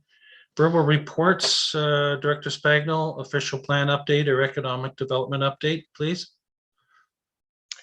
I do not have anything new to report, Mayor Allen. Thank you. Thank you. Midhurst development update, General Manager Ramdale. Yes, good evening, Mayor Allen, Deputy Mayor Coughlin, members of council. This evening update will be quite short, I would say. The developer continues to work on the servicing within the subdivision. Last week, they started putting up the lighting standards. So right now, the plan is to complete all of the servicing work in December. On the effluent main, the developer and the county are working on the traffic management plan for the construction. the county wishes to have 2 lanes of traffic open on Wilson during the construction, at least during the winter. So once they have agreement on the traffic management plan and the construction staging, the works will proceed. But the county is really adamant about free flow of traffic. Regarding the traffic signals at Snow Valley and Wilson, the county is reviewing the developer's plan for road cuts to locate the utilities within the roadway. And once the county is satisfied with the extent and the restoration of those cuts, I expect them to greenlight the works. So that should begin shortly. And that's my update for this evening. Thank you. Thank you, General Manager. Any questions? All right, moving on to COVID update, CAO Schmidt. Thank you, Mr. Mayor. So just a couple of things here for Council. Yesterday at our CAO call with the local public health unit, Simcoe Muskoka District Health Unit, we were advised by Dr. Gardner that he'll be updating 2 existing letters of instruction, and will also be issuing a new Section 22 order related to close contact isolation. So these updated letters of instruction and new order have not yet been posted to the health unit website, but we have been advised that it'll likely be happening in the next day or 2 here. So on October 14th, the health unit issued a letter of instruction that required all coaches, trainers, and volunteers working with children and youth in indoor sports and recreation facilities to show proof of vaccination, and that's to commence November 25th. This letter of instruction did not include youth participants, so the update to this letter of instruction will require all youth aged 12 to 17 years of age to provide proof of vaccination when participating in sports outside of school. This will not take effect for several weeks, as the health unit is trying to allow some time for youth who are not vaccinated to be fully immunized by their proposed date. And once I have that, I'll let you know. The second one, letter of instruction on September 1st, the health unit issued to all businesses and organizations in Simcoe Muskoka. And this required them to take additional public health measures to assist and reduce the spread of COVID-19. The health unit is looking to make the rules for church gatherings explicit by adding places of worship to this existing letter of instruction. The rules include screening for symptoms for anyone coming into the building, wearing a mask while indoors, maintaining physical distancing, and collecting contact information for the purpose of contact tracing. And then the Section 22 order is aimed at, again, close contact isolation. So essentially any youth under 19 years of age who is unvaccinated and who shares a house with another unvaccinated person who has been identified as a close contact of a positive case, they must also isolate as a close contact. And this also includes children under 12 who are not yet eligible for a vaccine. Once I have these letters of instruction and the Section 22 order, I'll make sure that they're distributed to members of council. And just further, Mr. Mayor, so from a township perspective, our township facilities do remain open to the public with the exception of our community halls. Staff is currently working on a plan to gradually reopen our community halls, again, based on interest and demand from the public.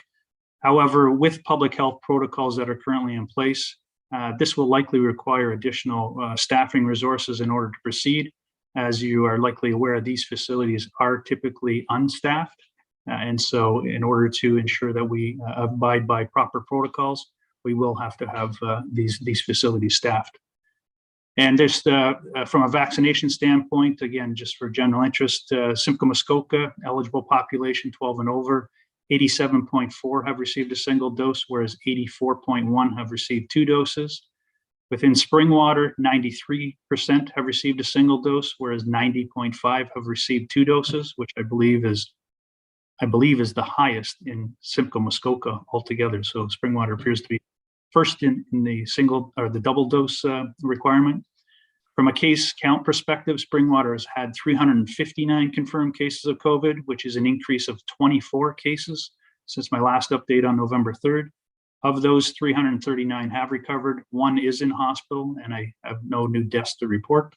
And that concludes my update. Happy to answer any questions. Thank you. Any questions, Councillor Cabral?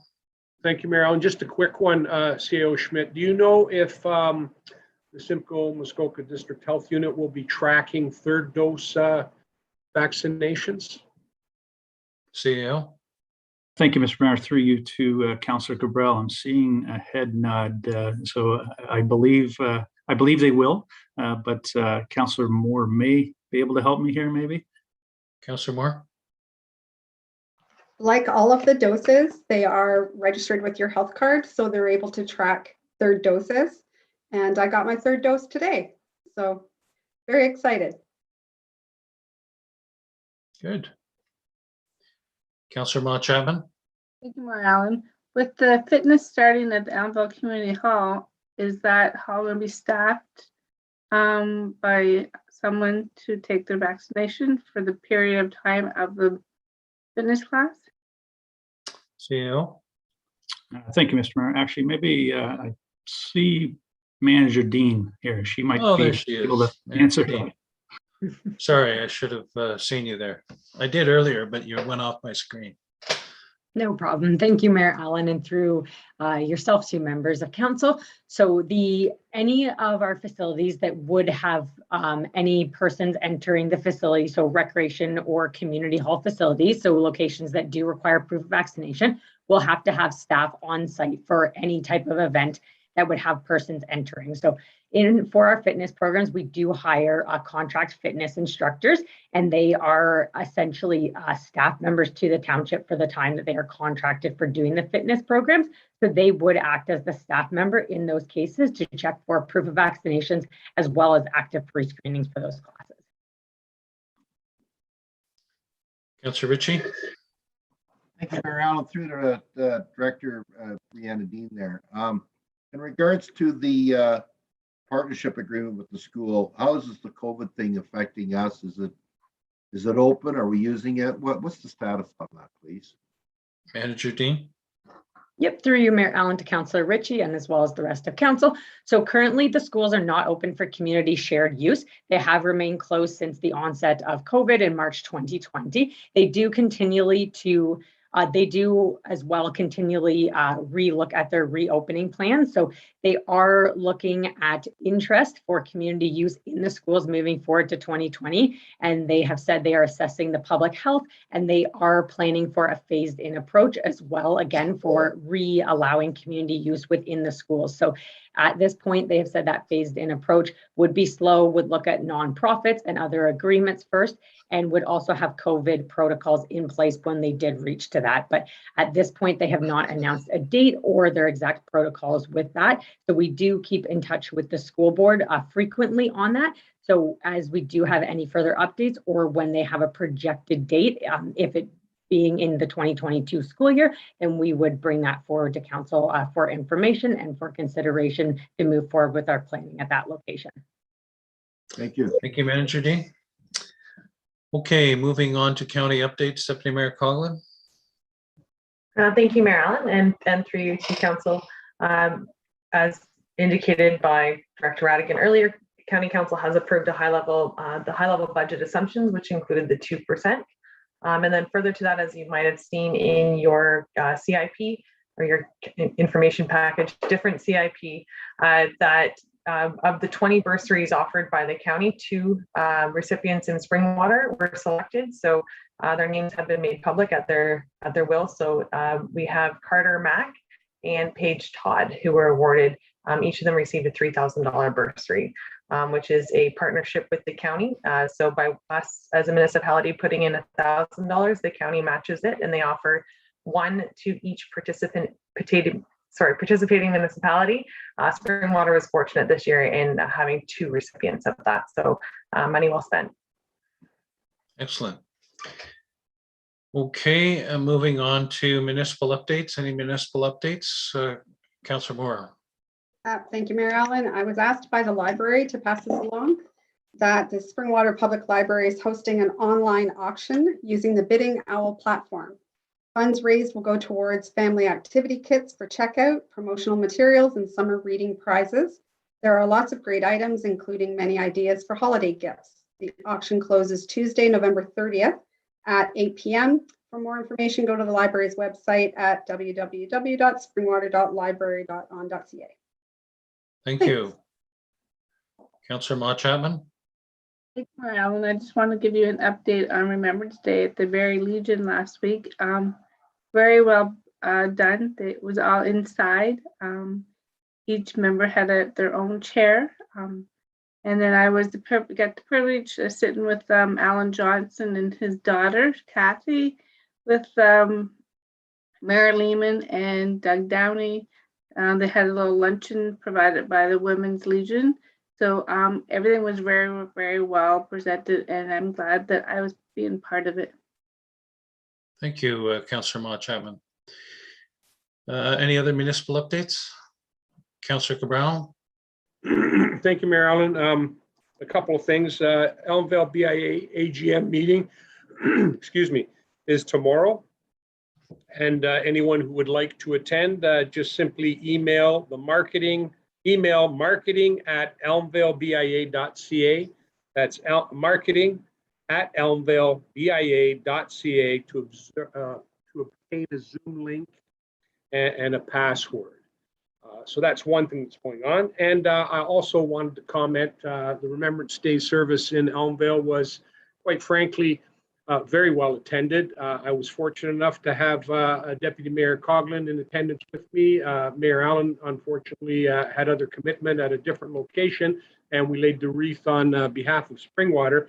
But I have to admit, while there was no parade, there was a very significant turnout for Remembrance Day from the residents of Elmvale and outside of Elmvale itself, too. So it was quite good. Thank you. Deputy Mayor Coghlan. Thank you. And just for the members of council, Councillor Cabral actually reached out as I was indicated that I was attending with my family, and he was kind enough to approach the MC and let them know that I was going to be laying the wreath with them and asked to have my name added to the list. And so the two of us went up together, but they only said my name. So I think they thought, so I do apologize to Councillor Cabral for that, but also thank you for including me in that as well. Well, apology. I think they thought it was substitution time. That's what happened. It was okay. It all worked out great. Thank you. Councillor Hanna. Thank you. I just have to add to that quickly. My first year in council, I was asked to go to Barrie to lay the wreath on behalf of Mayor Collins. They identified me as Mayor Collins. So I understand what you're saying. Okay. Moving on to item 11, notices of motion. Are there any notices of motion? Item 12, items for future consideration. Councillor Hanna. Thank you, Mayor. I'd like to request a staff report on our winter operational plan. November the 3rd council meeting, Manager Ha brought forward his winter operation plan. And in that we had a discussion about the county charging Springwater to drop the plow as they drive through Elmvale. The Manager Ha was able to respond after the meeting with the costs that we are billed for that. And I believe it was $16,747 in one year and $16,500 in the other. I don't know if that includes tax or not, but I think Perry Ritchie and I thought it was somewhere around $20,000. I would like to ask for a staff report to let us know if that service is a duplication of what Springwater staff are doing, if we need the county's assistance, and if we should be spending that money or if we could use the funds elsewhere. Thank you. Okay, Clerk Gainsworth. Been a while since we've had that. Do we need a seconder for that, please? Yes, Mayor Allen, a seconder would be required. Councillor Cabral, all those in favor? That is carried. Any other items for future consideration? Councillor Cabral. Thank you, Mayor Allen. I would like to put forth item for future consideration, and that item being that we obtain a report from staff that identifies the short dead-end roads that we are currently responsible for plowing and maintaining that literally are driveways, only maybe going 100 feet or 150 feet, and that's the extent of it. I know of two in Elmvale that are being plowed that really, you're basically plowing roadways so two people can get out of their driveway and drive out to the road. And I also am aware of one in Midhurst off of Finley Mills Road there as well. So I'm just wondering if that might be something that possibly our Public Works and might be able to ascertain which one of those locations might be considered, and then examine whether or not these particular tracts of property are the ones, because they're costing us money to maintain and provide winter maintenance for, even though there's only 2 residents or 1 residence that might actually use that short stretch of road, maybe 100 feet or whatever. So that's what I would like to put forward, is to examine those and see whether or not they might be included or looked at for future opportunity for sale. Okay, seconder for that. Councillor Ritchie, all those in favor? That is carried. Moving on to item 13.1, approval of bylaws. Mover and seconder, please. Councillor Moore, Councillor Ma Chapman, that the bylaw listed herein be signed and sealed by the mayor and clerk, 5000-346, ZB 2021-11, Relengo, and 2021-109, appoint deputy chief building official. All those in favor? Carried. And a confirmatory bylaw, mover and seconder. Councillor Ritchie, Deputy Mayor Coughlin, that bylaw 2021-110 to confirm and adopt the proceedings of council at the regular meeting held November 17, 2021, listed herein, be signed and sealed by the mayor and clerk. All those in favor? That is carried. Mover and seconder to adjourn, please. Councillor Ma Chapman and Deputy Mayor Coughlin, that the regular meeting of the Township of Springwater does now adjourn at 9:11 p.m. to meet again at regular meeting December 1, 2021 at 6:30 p.m. All those in favor? That is carried. Thank you. Enjoy perusing those budget binders, and we'll see everybody on Monday. Good night. Good night. Bye now.